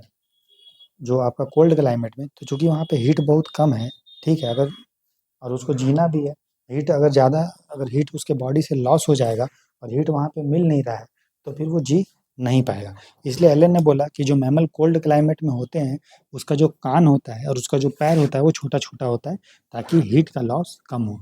लेकिन वहीं उसका बॉडी जब देखिएगा, तो बॉडी बहुत बड़ा होगा, वज़न नापिएगा बहुत ज़्यादा होगा, ठीक है? लेकिन उसका कान-वान छोटा होता है, तो उसको एलन ने बोला। और बर्ग ठीक है, समझ में आपको याद रहेगा एलन का रूल। एलन का नियम ये बोलता है कि ठंडे क्षेत्र के स्तनधारियों के कान और पैर छोटे होते हैं, ताकि ऊष्मा का नुकसान कम हो, लॉस कम हो। बर्गमैन ने बोला कि animal in cold climate have large body mass, उसका शरीर बहुत भारी होगा, लेकिन उसके रिस्पेक्ट में अगर आप कान वान देखिएगा तो छोटा होगा, ठीक है? तो ये उसको बर्गमैन नियम बोलते हैं, जो ये बोलता है कि उनका शरीर बहुत भारी होता है, उनका मास ज़्यादा होता है, ठीक है? उसी तरह से हाइपर थर्मोफाइल्स, हाइपर मतलब होता है दोस्तों बहुत ही ज़्यादा, हाइपर जहाँ लिखा हुआ नहीं बोलते काहे हाइपर हो रहा है, मतलब क्यों इतना गुस्सा हो रहा है? हाइपर मतलब बहुत ज़्यादा। तो हाइपर थर्म मतलब होता है टेम्परेचर और फाइल मतलब होता है प्यार। तो ऐसा जीव-जंतु, ऐसा ऑर्गेनिज़्म जिसको बहुत ज़्यादा हाई टेम्परेचर से, मतलब हाइपर टेम्परेचर मतलब बहुत ज़्यादा हाई टेम्परेचर से, 60 डिग्री प्लस टेम्परेचर से प्यार है, मतलब उतना टेम्परेचर में वो रहेगा, उससे कम टेम्परेचर में नहीं रह पाएगा, उसको हम लोग बोलते हैं हाइपर थर्मोफाइल्स, ठीक है? तो ये भी ऑर्गेनिज़्म जो थे अपने को अडॉप्ट कर लिया हाई टेम्परेचर में रहने के लिए, ठीक है? उसी तरह से कोई आर्की बैक्टीरिया दोस्तों प्राचीन बैक्टीरिया को बोलते हैं। ये हॉट स्प्रिंग्स में भी रह लेता है। गर्म झरना में जो हॉट स्प्रिंग निकलता है ना, पृथ्वी के अंदर से जो गर्म पानी का फव्वारा निकलता है, ठीक है? आपने देखा भी होगा, जिसको गीज़र बोलते हैं ये सब। तो डीप सी वेंट में, डीप सी मतलब समुद्र के गहराई में, हम लोग जब ज्योग्राफी में दोस्तों वेंट और ट्रेंचेज़ ये सब पढ़ेंगे, तो समुद्र के बहुत ज़्यादा आप गहराई में जाइएगा, तो वहाँ बहुत ज़्यादा हीट बढ़ता है, ठीक है? हीट रहता है। तो वहाँ से भी आपको 2 प्लेट वहाँ पे टकराता है और 1 प्लेट चला जाता है मैग्मा में, और वहाँ फिर वो मेंटल में चला जाता है वो 1 प्लेट। प्लेट भी आप समझ रहे होंगे कि कौन-सा प्लेट का बात कर रहे हैं। जब प्लेट टेक्टोनिक हम पढ़ाएँगे ज्योग्राफी में तो ये क्लियर हो जाएगा, बस थोड़ा-सा समझ लीजिए कि वहाँ पे भी हम इसको एक्सप्लेन कर देंगे। तो जब 2 भी प्लेट टकराता है समुद्र के अंदर, तो 1 प्लेट जो होता है वो मेंटल में चला जाता है, जो भारी होता है, फिर वो मेल्ट करेगा और मेल्ट करने के बाद वो हल्का हो जाएगा, हल्का होने के बाद वो ऊपर उठता है। तो वो समुद्र का जो लेयर होता है, मतलब हम बोलें कि अ, सरफेस सरफेस मतलब समुद्र का सरफेस मतलब टॉप वाला नहीं, सबसे नीचे वाला फ्लोर, वो ओशन फ्लोर बोल सकते हैं। ओशन का जो फ्लोर होता है, फर्श, ठीक है? तो वो क्या होगा, वहाँ पे उसको तोड़ के वो निकलता है और वो बहुत हीट गर्मी रहता है, तो वहाँ भी आपको बैक्टीरिया देखने को मिलेगा। साथ ऐसा बैक्टीरिया जो सल्फर के प्रेजेंस में, मैंने आपको कल बताया था कीमोट्रॉप के बारे में, तो वो बैक्टीरिया जो होता है वहाँ रहना पसंद करता है और सल्फर के प्रेजेंस में वो अपना खाना बना लेता है। क्योंकि उतना गहराई में आपको मतलब लाइट नहीं मिलेगा, तो वो फोटोसिंथेसिस नहीं कर पाएगा, प्रकाश संश्लेषण नहीं कर पाता है। वो जो सल्फर डाइऑक्साइड निकलता है वेंट से, उसको यूज़ करके वो खाना बना लेता है। तो वैसे बैक्टीरिया भी जो है, उसको वहाँ पे रहने के लिए वो अपने को ढाल लिया है, अनुकूल बना लिया है, ठीक है? तो आर्की बैक्टीरिया और यू बैक्टीरिया के अगर बारे में देखेंगे, तो आर्की बैक्टीरिया एंशिएंट बैक्टीरिया बोलते हैं और यू बैक्टीरिया ट्रू बैक्टीरिया। तो जब पृथ्वी बना था दोस्तों, ठीक है? इसके बारे में हम ज्योग्राफी में पढ़ेंगे कि पृथ्वी जब बना था, तो उसमें सबसे पहले जो जीव-जंतु आया था वो अमीबा, बैक्टीरिया यही सब आया था और वो बहुत हाई टेम बहुत उसमें पृथ्वी बहुत गर्म था, तो वो इसलिए देखो वो अपने को उस समय ढाल लिया था। उसी समय से अपने को ब ढालते गया, बाद कुछ मरा होगा और धीरे-धीरे करके वो हाई टेम्परेचर में रहना उसको आ गया। तो आर्की बैक्टीरिया प्राचीन बैक्टीरिया बोला जाता है, यू बैक्टीरिया जो नया बैक्टीरिया होता है उसको बोलते हैं। साइनोबैक्टीरिया जो होता है दोस्तों, वो मोनेरा किंगडम को बिलॉन्ग करता है और ये सब अपना खाना-वाना जो है वो खुद बना सकता है, साइनोबैक्टीरिया ये सब। अगर मोनेरा के बारे में बात करेंगे, तो मोनेरा जो होता है वो यूनिसेल्युलर है, मतलब एक कोशिकीय और प्रोकैरियोट होता है। प्रोकैरियोट मतलब प्रिमिटिव कैरियोट, मतलब इसका जो न्यूक्लियस होगा वो मेम्ब्रेन बाउंड नहीं होता है इसका न्यूक्लियस। हम देखेंगे, आप समझ रहे होंगे पी पी प्रोकैरियोट कहाँ से आ गया, यूकैरियोट कहाँ से आ गया। आप घबराइए नहीं, साइंस टेक्नोलॉजी में डिटेल में हम लोग प्रोकैरियोट, यूकैरियोट ये सब पढ़ेंगे। यहाँ पे बस हमको आर्की बैक्टीरिया और ईयू बैक्टीरिया के बारे में, खासकर आर्की बैक्टीरिया के बारे में बताना था, ठीक है? कि वो गर्म टेम्परेचर पे, गर्म एरिया में रहना पसंद करता है बस, ठीक है? तो आर्की बैक्टीरिया के बारे में अगर देखेंगे, तो एक्सट्रीम एनवायरनमेंट में ये रहता है, बहुत ज़्यादा मतलब हीट में रहना पसंद करेगा, या फिर हॉट एंड एसिडिक कंडीशन में, या फिर ऐसा कंडीशन जो ज़्यादा दलदली है, तो उसमें जो है आर्की बैक्टीरिया होते हैं, इसको अलग-अलग ग्रुप होता है, जैसे हेलोफाइल्स, हेलो मतलब होता है सॉल्ट, फाइल तो जो हाई सैलिनिटी में रहना पसंद करेगा, थर्मो एसिडोफाइल में थर्मल मतलब हीट, एसिड मतलब एसिड फाइल तो थर्मल में मतलब हॉट एंड एसिडिक कंडीशन में रहना पसंद करेगा, गर्म और अम्लीय में। उसी तरह मिथेनोजेंस जो मीथेन वाले एरिया में रहेगा, मीथेन कहाँ ज़्यादा निकलता है, मीथेन जो चीज़ सड़ता गलता है, जैसे चावल का मैदान हो गया, दलदली एरिया हो गया, वहाँ पे एनारोबिक रेस्पिरेशन होता है, ऑक्सीजन के एब्सेंस में वहाँ पे बैक्टीरिया होते हैं, उसको सड़ाता बढ़ाता है, तो वहाँ भी आपको आर्की बैक्टीरिया देखने को मिलेगा, ठीक है। और आर्की बैक्टीरिया का याद रखिएगा कि ये वैसा खराब कंडीशन में रह कैसे लेता है, इसलिए रह लेता है क्योंकि इसका जो सेल मेम्ब्रेन है वो लिपिड से बना होता है, लिपिड इसको बचाता है, इसको स्टेबिलिटी देता है, स्थिरता देता है। क्लियर हो गया। अब देखिए एडेप्टेशन हम लोग पढ़ रहे थे, अब उसका हम लोग प्रकार देख लेते हैं। तो एक को बोलते हैं मॉर्फोलॉजिकल, मॉर्फ का मतलब होता है दोस्तों आकार, ठीक है। तो जो अपना आकार को चेंज करके रहने को काबिल बन जाता है, ठीक है। जैसे ट्री ग्रो हाई है, जब पेड़ बढ़ता गया तो जिराफ का गर्दन भी लंबा हो गया, ठीक है, और धीरे धीरे करके जो है वो उसका गर्दन लंबा हो गया, समझ में आ रहा है। जैसे हम लोग भी ताड़ासन करते हैं ना, ताड़ासन करने से हम लोग अपना हाथ को ऊपर खींचते हैं तो हम लोग हाइट जो है वो बढ़ने का रहता है। आप समझिए अब कोई बच्चा शुरू से ही ये कर रहा है, ठीक है, तो उसका धीरे धीरे हाइट बढ़ेगा, तो जो जनरेशन आएगा बहुत सारा सिंपल है। मान लीजिए कोई जनरे हम लोग के घर में कोई बच्चा है वो शुरू से ही ताड़ासन कर रहा है, ठीक है, तो वो उसका मम्मी पापा मान लो छोटा है, लेकिन बच्चा जो होगा उसका हाइट थोड़ा लंबा हो जाएगा क्योंकि उसका बॉडी को स्ट्रेच कर रहा है, तो स्ट्रेच करने से बॉडी धीरे धीरे करके वो लंबा हो जाएगा 15-20 साल में, ठीक। अब फिर जब उसका बच्चा होगा तो वो बच्चा भी अगर ताड़ासन करेगा, ठीक है, तो वो भी लंबा हो जाएगा। फिर ऐसे करके उसका जीन आगे ट्रांसफर होगा, तो बच्चा जो छोटा था उसका जब वो 10 जनरेशन के बाद देखिएगा तो वो बच्चा का जो 10th जनरेशन होगा वो और लंबा होगा आने वाला, ठीक है। तो ऐसे करके जिराफ का जो गर्दन था वो बहुत लंबा हो गया और एकदम वो बड़ा बड़ा पेड़ को खाने लगा, तो उसको मॉर्फोलॉजिकल एडेप्टेशन बोलते हैं, ठीक है, कि पेड़ ऊंचे बढ़ते हैं और जिराफ की गर्दन पीढ़ियों में लंबी विकसित हुई। उसी तरह से leaf surface stomatal arrangement reduces transpiration. अब देखिए बहुत सारा पेड़ पौधा ऐसा होता है जहाँ पे टेम्परेचर बहुत ज़्यादा होता है, जैसे आप कैक्टस वेक्टस का एग्जाम्पल लेते हैं हम लोग, तो कैक्टस वेक्टस का अगर हम एग्जाम्पल देखेंगे, ठीक है, तो वहाँ का स्टोमेटा जो होता है उसमें घुसा हुआ होता है, कल भी हमने आपको बताया था, क्योंकि वहाँ पे टेम्परेचर बहुत ज़्यादा होता है, टेम्परेचर बहुत ज़्यादा होने के कारण क्या होता है, पानी का लॉस बहुत ज़्यादा होगा, तो टेस्ट और पानी का लॉस पत्ता से होती ही होता है, और पत्ता में कहाँ से, स्टोमेटा से, जो स्टोमेटा मतलब जो पत्ता पे जो छेद होता है उसको स्टोमेटा बोलते हैं, उसी से फोटोसिंथेसिस होता है और वहीं से पानी का लॉस भी होता है, ठीक है। तो अगर स्टोमेटा अगर पत्ता में घुसा होगा अंदर एकदम, तो ऊपर का सरफेस पे नहीं, सरफेस पे होगा तो पानी उससे उड़ जाएगा, लेकिन घुसा होगा तो नहीं होगा, पानी का लॉस कम होगा। इसलिए अब देखिए जो डेजर्ट एरिया में जो स्टोमेटा होता है पेड़ पौधा का, वो आपका पत्ता में घुसा होता है, ठीक है, राइट। और साथ ही साथ पत्ता जो होता है वो अपने को कैक्टस जैसे पत्ता है वो अपने को कांटा में कन्वर्ट कर देता है। देखो ट्रांसपिरेशन कहाँ से होगा, स्टोमेटा से, स्टोमेटा कहाँ है, पत्ता में। अगर पत्ता ही आपको स्पाइन में कन्वर्ट हो जाए, कांटा में कन्वर्ट हो जाए, तो पत्ता का से कम हो गया, लीव्स का संख्या कम हो गया, लीफ का संख्या कम होने से ट्रांसपिरेशन कम होगा, पेड़ पौधा को प्लांट का लॉस कम होगा, और जो हमको डेजर्ट में ज़रूरत होता है क्योंकि डेजर्ट में ऑलरेडी आपको पानी कम है, ठीक है। तो जो कैक्टस होता है जिसको अपुंसिया भी बोलते हैं, reduces leaves into spines to reduce water loss. तो ये आपने देखा कि पेड़ पौधा अपने आकार को चेंज कर रहा है, चाहे जीव जंतु है, उसको हम लोग मॉर्फोलॉजिकल एडेप्टेशन, ऐसा क्यों कर नहीं कर पाएगा तो मर जाएगा, जिराफ अगर का गर्दन लंबा नहीं होगा तो मर जाएगा, कंपटीशन के कारण बहुत कम हो जाएंगे, उसी तरह कैक्टस भी मर जाएगा, तो ये चीज़ है। दूसरा होता है जो एडेप्टेशन, उसको बोलते हैं फिजियोलॉजिकल एडेप्टेशन। फिजियोलॉजिकल मतलब शारीरिक अनुकूलन, शारीरिक अनुकूलन मतलब वो कुछ अपना ऐसा चीज कर रहा है, ठीक है, शरीर के कारण, मतलब ये तो हमने आकृति के कारण देख लिया, ये शरीर के कारण आकृति जैसा भी है, लेकिन वो अपना शरीर को कुछ चेंज कर रहा है। जैसे एग्जांपल समझ में आएगा, जैसे जो डेजर्ट कंगारू होता है दोस्तों, डेजर्ट कंगारू मतलब समुद्र में, सॉरी, रेगिस्तान में रहने वाला चूहा, सॉरी कंगारू, कंगारू तो रेगिस्तान में पानी का कमी है, तो कंगारू क्या करता है, पानी को नहीं पीता है, तो पानी वो फिर लाता कहाँ से अपना नीड को पूरा करता है, तो उसका बॉडी में जो फैट होता है, फैट को वो ऑक्सीडेशन करता है और उससे उसको पानी मिल जाता है, ठीक है। तो डेजर्ट कंगारू जो होता है वो कर क्या रहा है, अपना थोड़ा शरीर को उसके लायक बना रहा है, कैसे, पानी कम पी रहा है, और कहाँ पानी कम पीने से फैट का जो उसका ऑक्सीडेशन, उससे आपको वाटर मिल जाता है। तो कंगारू चूहा पानी नहीं पीता, शरीर में वसा ऑक्सीकरण से पानी प्राप्त करता है। उसी तरह से animals can concentrate urine to minimize water loss. कुछ ऑर्गेनिज्म जो जीव रह रहा है आपको कहाँ पे,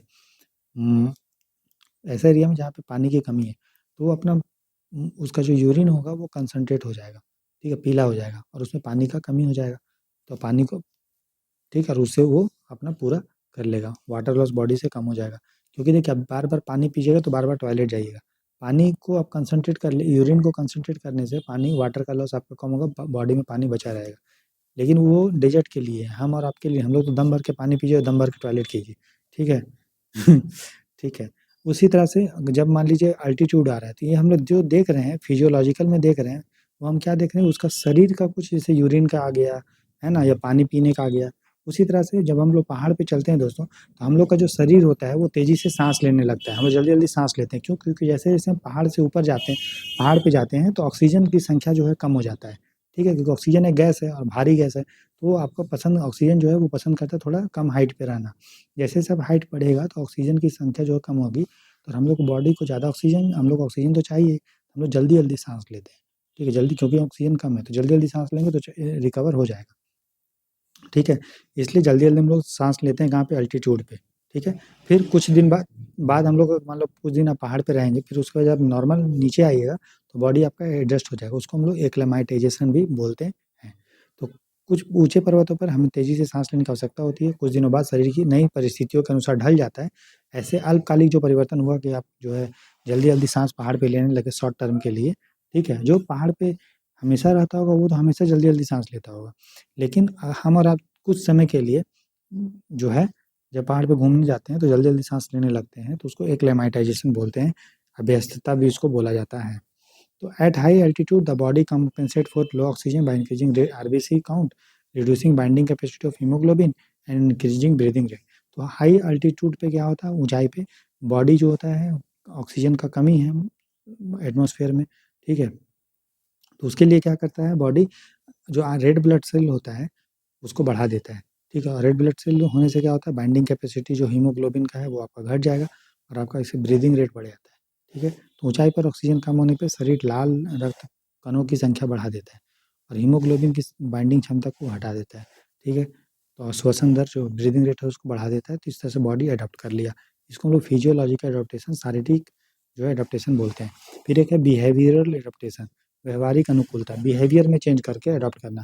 तो जैसे animals migrate temporarily to a less stressful habitat, तो कोई ऐसा जगह है जहाँ पे स्ट्रेसफुल कंडीशन, जैसे जंगल है, कहीं आग लग गया या कुछ हो गया, तो वहाँ से जीव जंतु टेम्पररी माइग्रेट कर जाएगा, ठीक है। तो वो अपने बिहेवियर में चेंज कर लिया। जैसे desert lizard lack physiological ability like mammals to regulate body temperature. जैसे जो फिजियोलॉजिकल एबिलिटी है शरीर का, जैसे सांस का रेट को कम बेसी करना, है ना, यूरिन को करना, तो इसके लिए दोस्तों एनर्जी चाहिए। आपको पता है ना, अगर हमको सांस को अगर तेजी से लेंगे तो बॉडी को एनर्जी चाहिए। उसी तरह से अगर आप अपने यूरिन को कंसंट्रेट कर रहे हैं या फिर फैट को ऑक्सीडेशन कर रहे हैं, तो इसके लिए एनर्जी चाहिए। लेकिन जो छोटा जीव जंतु होता है, ठीक है, जो मैमल नहीं होता है खासकर, वो एनर्जी कहाँ से लाएगा, उसका बॉडी तो खुद छोटा है। तो वैसे जीव जंतु जो है फिजियोलॉजिकल एडाप्टेशन नहीं कर सकते। फिजियोलॉजिकल एडाप्टेशन करने के लिए जीव जंतु को एनर्जेटिक होना पड़ेगा, मैमल होना पड़ेगा, स्तनधारी होना पड़ेगा। लेकिन जो डेजर्ट लिजर्ड ये सब हैं, ठीक है, वो मैमल के जैसा फिजियोलॉजिकल एबिलिटी उसका नहीं होता है, इसलिए वो बिहेवियरल एडाप्टेशन करेंगे, माइग्रेट कर जाएंगे, ठीक है। दे बास्क इन सनलाइट, वो सनलाइट में, धूप में बैठी होती है गर्मी पाने के लिए, ठीक है। And move to shade when ambient temperature rises, और टेम्परेचर जब बढ़ जाता है, उसको अगर हीट चाहिए तो सनलाइट में धूप में बैठा रहेगा। आपने देखा भी होगा गिरगिट ये सब छिपकली उपकली धूप में बैठ, जैसे ही टेम्परेचर बढ़ेगा तो भाग जाता है।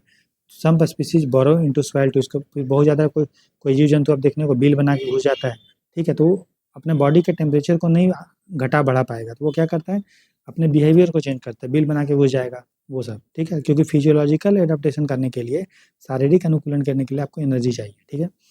फिर एक है वेरिएशन।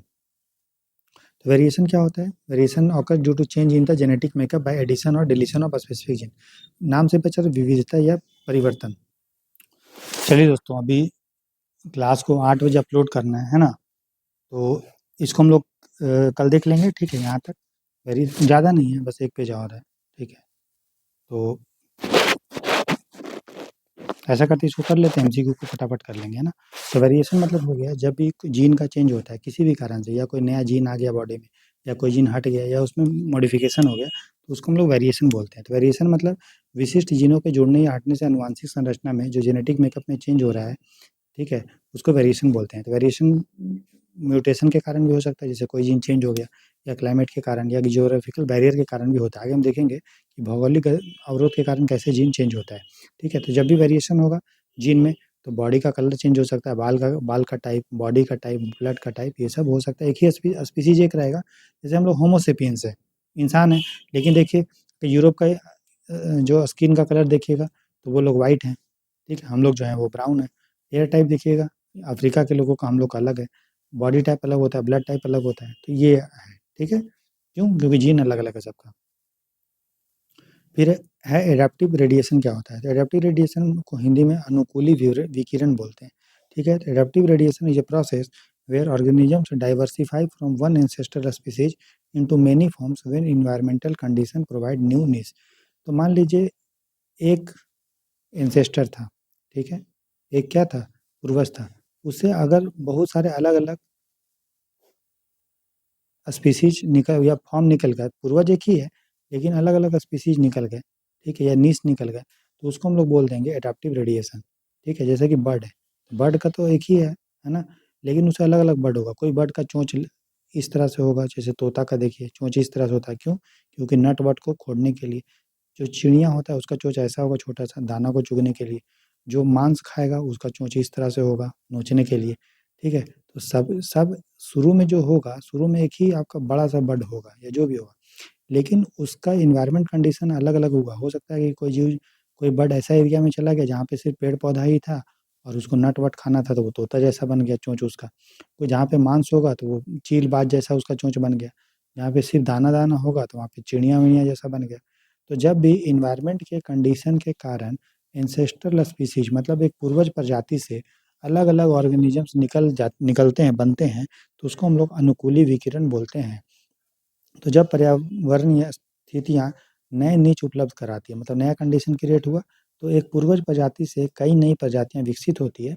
इसे अनुकूली विकिरण कहते हैं। समझ में आ गया? ठीक है भाई, जैसे मैंने आपको बताया चूहा तोता वाला, ठीक है, तोता वाला जो पक्षी वाला बताया। फिर है स्पेसिएशन, नाम से ही पता चल रहा है, स्पेसिएशन को हिंदी में बोलते हैं नए प्रजाति बनने की प्रक्रिया।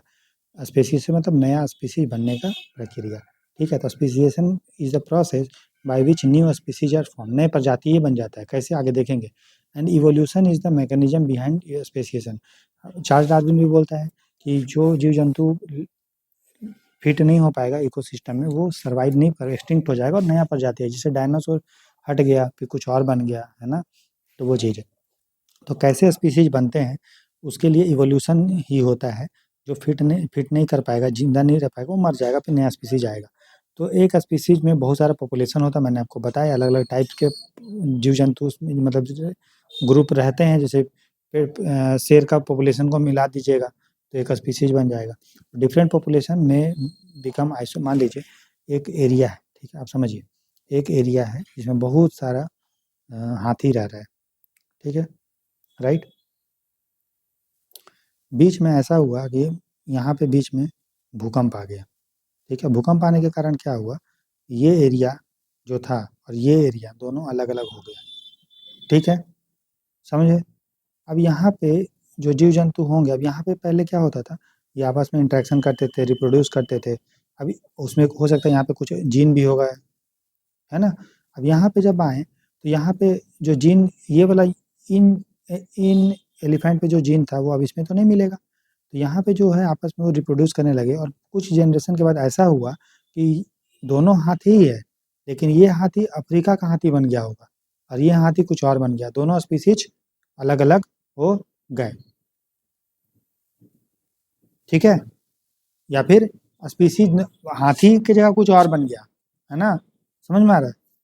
तो उसको हम लोग बोल देते हैं जियोग्राफिकल आइसोलेशन के कारण जो है एलोट्रॉपिक स्पेसिएशन। तो जो स्पेसिएशन जो नया प्रजाति बना, क्यों बना कि ज्योग्राफी के बैरियर कारण, बीच में पहाड़ पर्वत नदी नाला अर्थक्वेक ये सब आ गया, तो दो जो सेम प्रजाति था वो अलग अलग हो गया। कुछ समय बीतता गया, फिर वो लोग जेनेटिक भी उसका शिफ्ट हुआ, रिप्रोडक्शन वो आइसोलेट हुआ और धीरे धीरे करके जो है वो आपका नया स्पीसीज बन गया।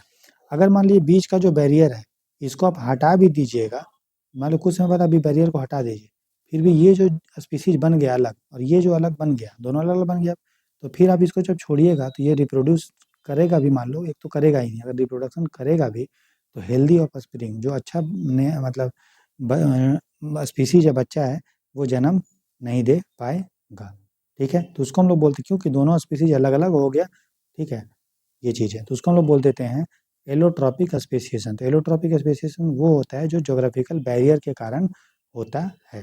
दूसरा स्पेसिएशन होता है सिम उसको बोलते हैं सिम्पैट्रिक स्पेसिएशन। इसमें भी नया प्रजाति बनता है, लेकिन इसमें कोई फिजिकल बैरियर कोई भौतिक अवरोध के कारण नहीं बनता है, बल्कि किसी भी कारण से स्पीसीज जो होता है आपस में इंटरब्रीड करना बंद कर देता है। ठीक है, तो उसको बोलते हैं सिम्पैट्रिक स्पेसिएशन, मतलब रिप्रोड्यूस करना बंद करे, किसी भी कारण से हो सकता है। ठीक है, तो कुछ समय बाद का रिप्रोड्यूस करना बंद कर देगा, फिर जनरेशन चेंज होते जाएगा, तो फिर एक नया दो स्पीसीज बन जाएगा, खाने का टाइप के कारण या फिर बिहेवियर के शिफ्ट के कारण। जैसे कि मान लीजिए एक जंगल में बहुत सारा जीव जंतु मतलब रहते थे एक टाइप का। ठीक है, उसमें से क्या हुआ, कोई चिड़िया था, ठीक है, या कुछ मान लीजिए चूहा हुआ या कुछ उस टाइप का होगा। ठीक है, जो उड़ता होगा, कोई जीव होगा वो उड़ता होगा। उसमें से कुछ जीव क्या किया, वो बोला कि ठीक हम दिन में नहीं खाएंगे, हम रात में खाना खाएंगे। ठीक है, और फिर इन लोगों से बात करना बंद कर दिया और रात में अपना शिकार विकार करता था, कुछ खाता पीता था। ठीक है, वो उड़ता भी था, तो वही आगे चल के क्या बन गया होगा, चमगादड़। फिर ये जो इसके साथ रिप्रोड्यूस अगर करेगा तो क्या दोनों बच्चा पैदा कर पाएगा, क्या नहीं कर पाएगा, क्योंकि ये अलग स्पीसीज बन गया। तो उसको हम लोग बोल देंगे यहाँ पे कोई बैरियर नहीं हुआ, यहाँ पे कोई बैरियर नहीं हुआ, लेकिन फिर भी स्पीसीज बन गया। तो ऐसा तरीका जहाँ पे एक नया स्पीसीज बन जाते हैं, नया फूड टाइप के कारण या कोई बिहेवियर के शिफ्ट के कारण, व्यवहार के परिवर्तन के कारण, कोई बैरियर के कारण नहीं, तो उसको हम लोग सिम्पैटिक एसोसिएशन स्पेसिएशन बोलते हैं। ठीक है, तो ये नाम याद रखेंगे। फिर है म्यूटेशन। म्यूटेशन मतलब जेनेटिक मटेरियल में चेंज होना। क्यों, मान लो डीएनए आपको पता है कॉपी होता है।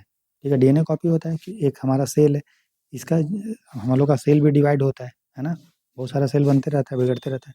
तो सेल जब डिवाइड होता है, दो सेल बनता है, तो कॉपी जब होता है इसका भी, इसका यहाँ यहाँ इसका न्यूक्लियस मटेरियल जो डीएनए कहाँ रहता है, आपका न्यूक्लियस में रहेगा, कुछ माइटोकॉन्ड्रिया में भी रहता है। तो जब डिवाइड होता है, ठीक है, तो डीएनए हो सकता है कि जो इसमें था वो पूरी अच्छा से कॉपी नहीं हुआ, गलत हो गया, तो उसमें चेंज हो गया, तो उसको हम लोग बोल देते हैं म्यूटेशन होना, जो एरर हो गया। Mutation is a change in the genetic matter due to error in DNA replication. तो डीएनए जो कॉपी वो रेप्लिकेट हुआ, उसमें जो गलतियाँ हो गया उसको म्यूटेशन बोलते हैं। म्यूटेशन के कारण नया जीन आ गया, वेरिएशन, बीमारी भी हो सकती है इसमें, और हर म्यूटेशन खराब नहीं होता है, कुछ म्यूटेशन खराब होता है। तो sexual reproduction reshuffle gene every generation. माँ बाप भी जब सेक्स करते हैं, ठीक है, रिप्रोड्यूस करते हैं, तो कुछ जीन माँ से आता है, कुछ पिता से आता है, तो बच्चा जन्म लेता है। तो ये भी आप देखिए कि इसमें भी जो डीएनए का चेंज हो रहा है, जो आपको इसमें जीन दिखेगा वो आपका ना तो सिर्फ इसमें है ना इसमें, दोनों का मिक्स है ना, फिर जाके इसमें। ठीक है, तो ये म्यूटेशन हुआ। म्यूटेशन अगर नहीं होगा तो हर बच्चा का एक ही टाइप का दिखेगा ना। Natural selection. नेचुरल सिलेक्शन का सिद्धांत चार्ल्स डार्विन और वेलेस ने दिया था। इन्होंने बोला था कि स्पीसीज जो है ये तरीका से प्राकृतिक सिलेक्शन से, प्राकृतिक सिलेक्शन का मतलब ये हुआ, देखो हर ऑर्गेनिज्म को जीन जरूरत पड़ता है जीने के लिए। मान लीजिए कि क्या वो हर जो जीन आएगा वो कंटिन्यू होता रहेगा, मतलब माँ बाप से जो जीन मिला तो क्या ये जनरेशन में आएगा, फिर ये रिप्रोड्यूस करेगा आगे, तो फिर आगे कॉपी होगा क्या सेम जीन, नहीं, वही जीन आगे आगे बढ़ेगा, जो जीने के लिए इसको जीवित होगा, जो जीन उसको जीने में मदद करेगा वही जीन आगे बढ़ेगा, और जो जीन का जरूरत नहीं पड़ेगा वो जीन छूट जाएगा, वो जीन आगे नहीं बढ़ेगा। उसी को नेचुरल सिलेक्शन बोलते हैं। तो नेचुरल सिलेक्शन वो तरीका है जिसके द्वारा स्पीसीज जो है अपने इन्वायरमेंट से अडॉप्ट कर लेते हैं। क्यों ऐसा कर पाते हैं, क्योंकि जीन जो है, जो फेवरेबल जीन होता है उसको वो लेते हैं, बाकी जीन को छोड़ देते हैं, तो उसको नेचुरल सिलेक्शन बोलते हैं। तो प्रकृति भी यही करता है, जो भी प्रकृति के साथ तालमेल में रहेगा, सामंजस्य में रहेगा, जो जी पाएगा वही बचेगा, बाकी सब विलुप्त हो जाएगा। जैसे डायनासोर खत्म हो गया, बहुत सारा जीव जंतु खत्म हो गया। ठीक है, तो favourable variations helps organism survive and reproduce more successfully. लाभकारी विविधताएं जीव को बेहतर जीवित रहने और अधिक संतान पैदा करने में मदद करता है। Over generation these variation accumulate and give right to better adapted species. पीढ़ियों में ये विविधताएं जमा होकर बेहतर अनुकूलित प्रजातियां बनाती है। फिर इवोल्यूशन, वही इवोल्यूशन मतलब जब भी नया कोई ऐसा चेंज जिसके कारण नया स्पीसीज बनता है। हमने बताया इवोल्यूशन सबसे बड़ा तरीका है जिसके द्वारा स्पेसिएशन होता है ना। इवोल्यूशन में सब चीज़ होता है, उसमें नेचुरल सिलेक्शन भी होगा, उसमें अडाप्टेशन भी होता है, उसमें म्यूटेशन भी होता है, उसमें वेरिएशन, सबके बारे में हमने ऑलरेडी पढ़ लिए हैं। तो चार्ल्स डार्विन के थ्योरी को बाद में, जब चार्ल्स डार्विन का थ्योरी आया, ठीक है, तो फिर उसमें रिसर्च हुआ, ठीक है ना, और फिर उसमें इवोल्यूशन के बारे में बताया गया कि वही ऑर्गेनिजम्स इवॉल्व कर पाता है, ठीक है, जो आपको ये सारा तरीका को जैसे चार्ल्स डार्विन ने सिर्फ नेचुरल सिलेक्शन के बारे में बोला, लेकिन जो हमारा इवोल्यूशन होता है, कोई भी जीव जंतु का जो विकास होता है, नए स्पीसीज जो बनते हैं, सिर्फ उसमें नेचुरल सिलेक्शन नहीं, उसमें अडेप्टेशन भी होता है, उसमें म्यूटेशन भी होता है, उसमें वेरिएशन, मतलब चारों चीज़ के कारण होता है। ठीक है, उसी को नियो डार्विनिज्म भी बोलते हैं, मतलब डार्विन से थोड़ा नया चीज़, जो सिर्फ नेचुरल सिलेक्शन के बारे में नहीं बोले, चार्ल्स डार्विन तो नेचुरल सिलेक्शन के बारे में बोले थे, ये बाकी चीज़ों के बारे में भी बोला गया, ठीक है, तो इसको इवोल्यूशन बोलते हैं, ठीक है। तो ये आपका हो गया, आपका डिटेल में हमने नोट्स देख लिया जिसमें हमने एमसीक्यू दिया था, ठीक है, कल, और उसको अब हम लोग एमसीक्यू को फटाफट करते हैं। एमसीक्यू को अब डिटेल में डिस्कशन नहीं करेंगे क्योंकि हमने पूरा अच्छे से पढ़ा दिया है, तो फटाफट अब हम लोग सिर्फ सोल्यूशन धड़ाधड़ देखते हैं। देखिए दोस्तों, 21 क्वेश्चन है, पूरा population consist of individual of different species. तो हमने बताया पॉपुलेशन में डिफरेंट स्पीसीज नहीं होता, तो ये गलत हो गया, ठीक है, तो जहाँ भी एक है वो काट दीजिए, ठीक है। फिर a community include several population, ठीक है, अलग अलग स्पीसीज का कम्युनिटी होता है, इंटरेक्ट करता है, सही है। An ecosystem includes both biotic abiotic, ठीक है। A biome represent a natural select ecosystem dominated by specific climate and plant, ठीक है। आंसर क्या होगा? 2, 3, 4। क्वेश्चन नंबर 22 देखिए, बोल रहा है स्पीसीज आर ग्रुप्स ऑफ, ठीक है, species are groups of similar, हमारा इंडिविजुअल कैपेबल ऑफ इंटरब्रीडिंग, ठीक है। An organisms is the smallest level of biological organization that can function, ठीक है, इंडिपेंडेंटली। हमने बोला इंडिविजुअल बोलते हैं या ऑर्गेनिज्म बोलते हैं, ये भी सही है। फिर बोला population growth can occur through both birth and immigration, ठीक है, दोनों के कारण पॉपुलेशन ग्रोथ हो सकता है, बच्चे जन्मे या फिर बाहर से आए। Species are not considered a unit of taxonomy, हमने देखा प्रजाति को वर्गीकी का इकाई माना जाता है, ये नहीं माना जाता, ये गलत हो गया, तो सही हो जाएगा 1, 2, 3। क्वेश्चन नंबर 23 देखते हैं, बोला with reference to identifying population of a large cat using pug marks. Pug mark के बारे में ऑलरेडी हमने देख लिया है, pug marks can be use to estimate population density of large mobile, सही है। Pug marks help determine the presence of individual, सही है। Sex of a tiger can not be determine, हमने बोला सेक्स भी डिटरमाइन होता है, गलत हो गया, ठीक है। बोला pug marks help determine age, age से भी होता है, सही है। आंसर क्या होगा? आंसर हो जाएगा 1, 2 एंड 4, ठीक है। तो 23 का हो जाएगा आंसर नंबर ए, ठीक है, राइट। चलिए क्वेश्चन नंबर 24 देखते हैं, बोल रहा है community are named after the dominant plant species, ठीक है। और major community are large site and do not depend, ठीक है। माइनर कम्युनिटी आर डिपेंडेंट, ठीक है, और उसको सोसाइटी बोलते हैं, हमने पढ़ लिया। A grassland community solely compose of grasses, गलत है, इसमें और भी रहता है, ग्रासलैंड मेन रहता है, तो ये गलत हो गया। आंसर क्या? 120। देख रहे हैं आप कितने जल्दी जल्दी बन रहा है, तो वही है, पढ़ने से के बाद फटाफट बनता है ना। क्वेश्चन ऐसे ही यूपीएससी में पूछेगा, ठीक है, कॉन्सेप्चुअली रहता है, ज़्यादा टफ नहीं रहता है, ठीक है। हमने निकाला है 2 बार, तो आपको हमें पता है कि कैसे कैसे क्वेश्चन पूछता है, ठीक है। नेक्स्ट है biosphere includes all ecosystem of the earth, हाँ, ठीक है, बायोस्फीयर में सभी इकोसिस्टम्स होते हैं, बायोस्फीयर तो बहुत बड़ा पार्ट है। बोल रहा है biome is smaller then an ecosystem, बोल रहा है बायोम इकोसिस्टम से छोटा होता है, गलत है, बायोम बड़ा होता है, ठीक है। फिर बायोम से बड़ा होता है बायोस्फीयर। फिर बोल रहा है organ from organisms which further form population, बोल रहा है ऑर्गन जो होता है वो ऑर्गेनिजम्स बनाता है और ऑर्गेनिजम्स मिलकर पॉपुलेशन बनाता है, ठीक है, तो ये सही है। फिर बोल रहा है मोलिक्यूल्स फ्रॉम टिश्यू, मोलिकुलर बोल रहा है टिश्यू, मोलिकुलर टिश्यू नहीं बनाता, मोलिक्यूल बनाता है दोस्तों सेल, और सेल से बनता है टिश्यू, ठीक है। या फिर ऐसे भी हम बोल सकते हैं molecular form tissue which form organ and, ये भी ठीक है, कोई इशू नहीं है, इसमें उतना भी पंचायत नहीं करना है, और आंसर भी आपको देखना है। अगर आंसर 1, 3 होता तो मारते, लेकिन नहीं है, तो 1, 3 एंड 4 हम मारेंगे। क्वेश्चन नंबर 24 है ecology study the interaction of organism, ठीक है, ecology study the interaction of organism with their physical environment, ठीक है, तो दोनों स्टडी करता है, इन्वायरमेंट से भी और आपस में भी, दोनों सही है। Ecology study the study of energy flow, ये भी करता है। Ecology inter related unrelated to population level study, तो इकोलॉजी में पॉपुलेशन नहीं पढ़ते हैं, गलत बात है, इकोलॉजी में तो पॉपुलेशन पढ़ते हैं, है ना, ये गलत है। आंसर हो जाएगा 1, 2 एंड 3। फिर बोल रहा है इकोलॉजिकल नीड्स के बारे में, बोला needs represent both the physical space, कि कहाँ वो रह रहा है वो, बाय द स्पीसीज, तो हाँ ये तुम देखें, और फंक्शनल रोल भी देखता है। बोला 2 species can permanently share the same needs, 2 species का सेम नीड्स हो ही नहीं सकता, गलत हो गया। हैबिटेट सेम हो सकता है, नीड्स सेम नहीं होगा। बोला ये needs includes habitat needs, food needs, सही है, ठीक है। उसका needs play an important role in conservation, सही है, तो आंसर हो जाएगा हमारा जो है 27 का 1, 3 एंड 4, ठीक है, सेकंड वाला गलत था। फिर बोल रहा है stable community so little variation, ठीक है, स्टेबल कम्युनिटी रेजिलियंट टू, सही है। An ecosystem includes overlapping habitat, ठीक है। फिर an ecosystem consist only of biotic, नहीं, बायोटिक है, बायोटिक दोनों था, न्यूट्रिएंट साइक्लिंग तो गलत हो गया। आंसर हो जाएगा 1, 2 एंड 3, ठीक है। क्वेश्चन नंबर 29 देखिए, ठीक है, यहाँ हम जल्दी जल्दी बना रहे हैं, लेकिन आपको थोड़ा समझ के बनाना है, हमें तो पता है कि क्या क्या आंसर होगा, लेकिन क्योंकि हमने अभी पढ़ा है और हमें पता भी है, आपको डिटेल में एग्जाम में पढ़ के बनाना है पूरा, ऐसे नहीं बनाना है आधा आधा पढ़ के। हैबिटेट इज द एड्रेस, सही है, और नीच जो है था प्रोफेशन, ठीक है। नीच इज यूनिक फॉर स्पीसीज, जबकि स्पीसीज का सेम हैबिटेट हो सकता है, ठीक है। 2 स्पीसीज है can in the same habitat can permanently occupy exactly the same नीच, नहीं हो सकता है। नीच इंक्लूड्स रिस्पॉन्स एंड एक्टिविटी, हाँ ये सही है, आंसर जो 1, 2 एंड 4, ठीक है। क्वेश्चन नंबर 30 देखते हैं बायोम के बारे में।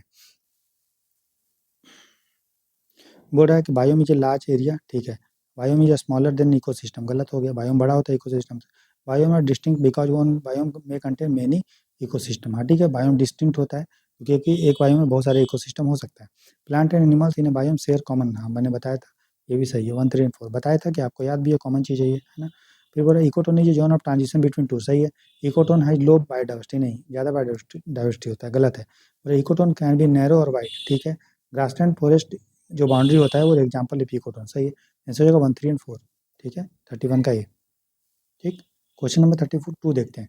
बोला many species of insect can exist by feeding on different part. तो हो सकता है कि एक प्लांट में अलग अलग स्पीसीज अलग अलग चीज़ खा के रह रहे हैं क्योंकि नीस अलग अलग है ना। Niche overlap always leads to extinction, niche अगर ओवरलैप कर जाएगा, मिल जाएगा, तो एक स्पीसीज जो विलुप्त हो जाएगा, सही है। बोला competition forces species to differentiate their niche, competition होने से क्या होना पड़ेगा, नीस को अलग अलग करना पड़ेगा, नहीं तो मर जाएगा, ठीक है, तो ये भी सही है, ठीक है। फिर उसके बोल रहा है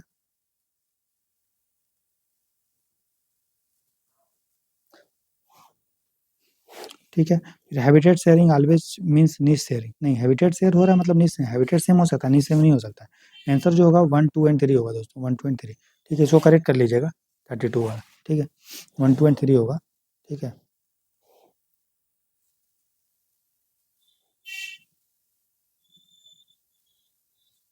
नेक्स्ट है इकोक्लाइन और इकोटोन के बारे में। और इकोक्लाइन represents A gradual and continuous change, ठीक है, और ecotone more distinct and noticeable transition, ठीक है। बोथ इकोक्लाइन इकोटोन सो इन्वायरमेंटल ग्रेडियंट, ठीक है ना। उसके बाद बोल रहा है स्पीसी diversity I will lower in ecotone, गलत है, ज़्यादा होता है, आंसर हो जाएगा 1, 2 एंड 3। क्वेश्चन 34 देखिए, एज इफेक्ट के बारे में बोल रहा है, बोला edge effect is the phenomenal where biodiversity is higher, ठीक है।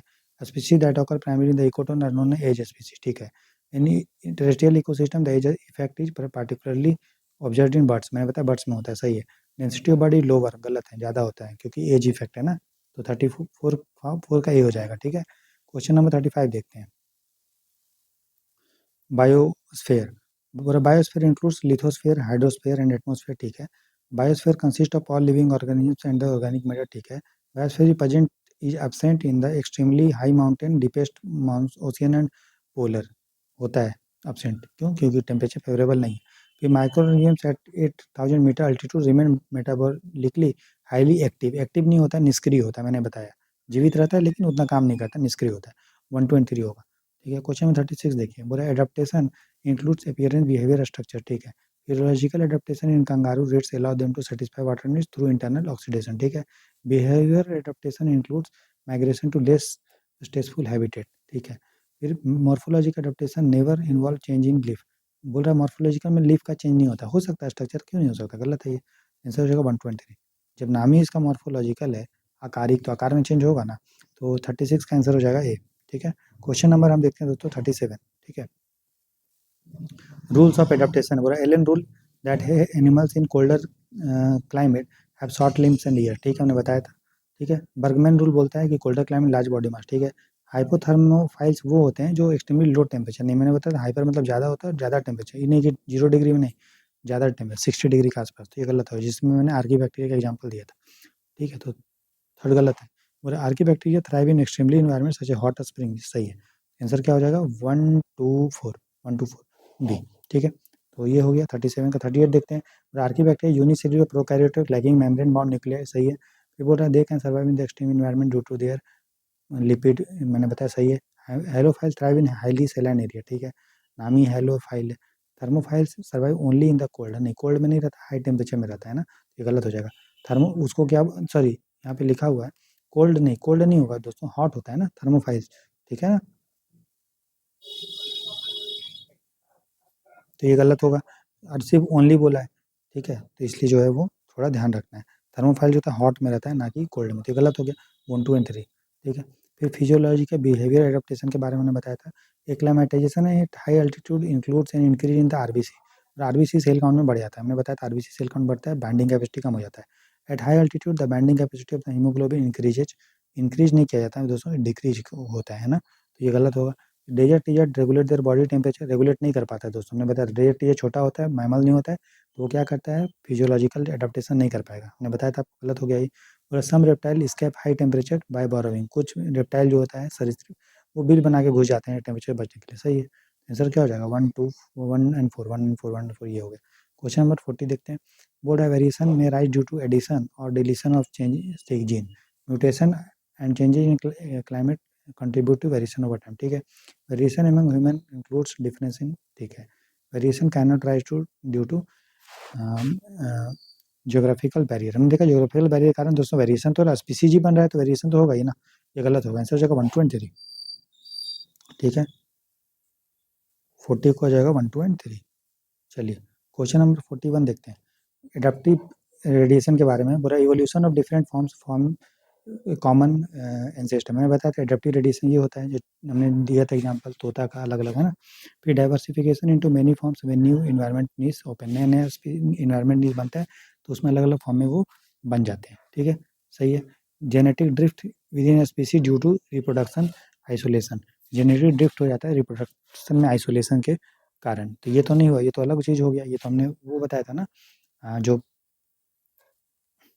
रिप्रोडक्टिव आइसोलेशन हमने बताया था, ये तो आपका क्या उसको बोले थे, देखिए यहाँ पे, 1 मिनट, ये तो 1 मिनट यहाँ देखो, उसका नाम अलग था, देखो यहाँ पे, उसको हम लोग बोलते थे सिम्पैट्रिक स्पेसिएशन। एडाप्टिव रेडिएशन तो अलग है, वो तो इन्वायरमेंट के कारण हो रहा है। ठीक है, चलिए कहाँ गया,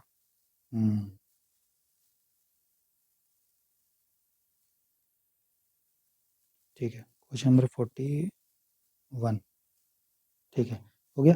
और बोल रहा है, चलिए 41 आप देखते भी रहिएगा। Evolution of species on island due to geographical barrier, species का जो इवोल्यूशन होता है वो जियोग्राफिकल बैरियर कारण, ये तो इसको हम लोग बोलते हैं सिम्पैट्रिक स्पीसीज बोलते हैं ना, जियोग्राफिकल वाला, तो ये गलत हो जाएगा।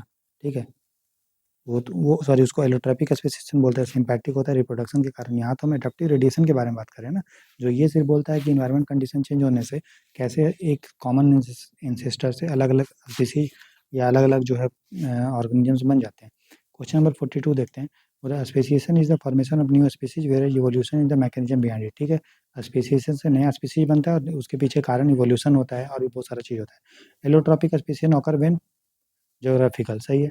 सिंपैट्रिक होता है रिक्वायर ए फिजिकल बैरियर, नहीं, सिंपैट्रिक के लिए फिजिकल बैरियर की जरूरत नहीं पड़ती, ये गलत हो गया। रिप्रोडक्टिव आइसोलेशन में persist even after the geography, ये भी गलत हो गया, क्योंकि ये जो होगा वो एलोट्रॉपिक स्पेसिएशन है। रिप्रो ठीक है, ये यहाँ ये रिप्रोडक्टिव आइसोलेशन का मतलब होगा दोस्तों कि मैंने बताया जब स्पीसीज बैरियर हटा भी दीजिएगा फिर भी वो रिप्रोड्यूस नहीं करेंगे, तो उसी को तो रिप्रोडक्टिव आइसोलेशन बोलते हैं, मतलब ये सही है।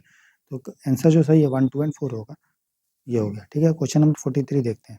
ठीक है, बोल रहा है mutation is a change in the genetic structure caused by error in DNA. ठीक है, बोला sexual reproduction increases variation bye combination of, sexual reproduction कारण बोल रहा है वेरिएशन हो सकता है, जीन रिप्रोड्यूस कर सकता है, तो कुछ जीन पेरेंट्स से आएगा, कुछ जीन माँ से, कुछ पिता से, मतलब फादर से, मदर से, ऐसा।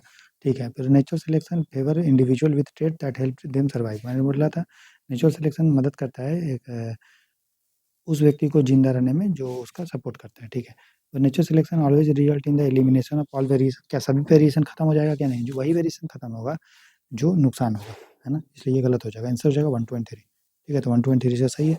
इस तरह से हम लोगों ने क्वेश्चन को किया, क्वेश्चन नंबर 21 से लेकर 43 तक। फिर क्लास आज रात के 9 बजे आएगा, जिसमें हम लोग फिर से आपको क्वेश्चन देंगे 20-21 क्वेश्चन, उसको हम लोग कल डिस्कस करेंगे दोस्तों। तो इस तरह से टॉपिक बाय टॉपिक हम लोग आगे बढ़ रहे हैं। आशा करते हैं कि ये इनिशिएटिव आपको अच्छा लग रहा होगा, आप लोग एंजॉय कर रहे होंगे, अच्छे से मन लग पड़िए। God bless you, good night दोस्तों, टेक केयर, बाय बाय।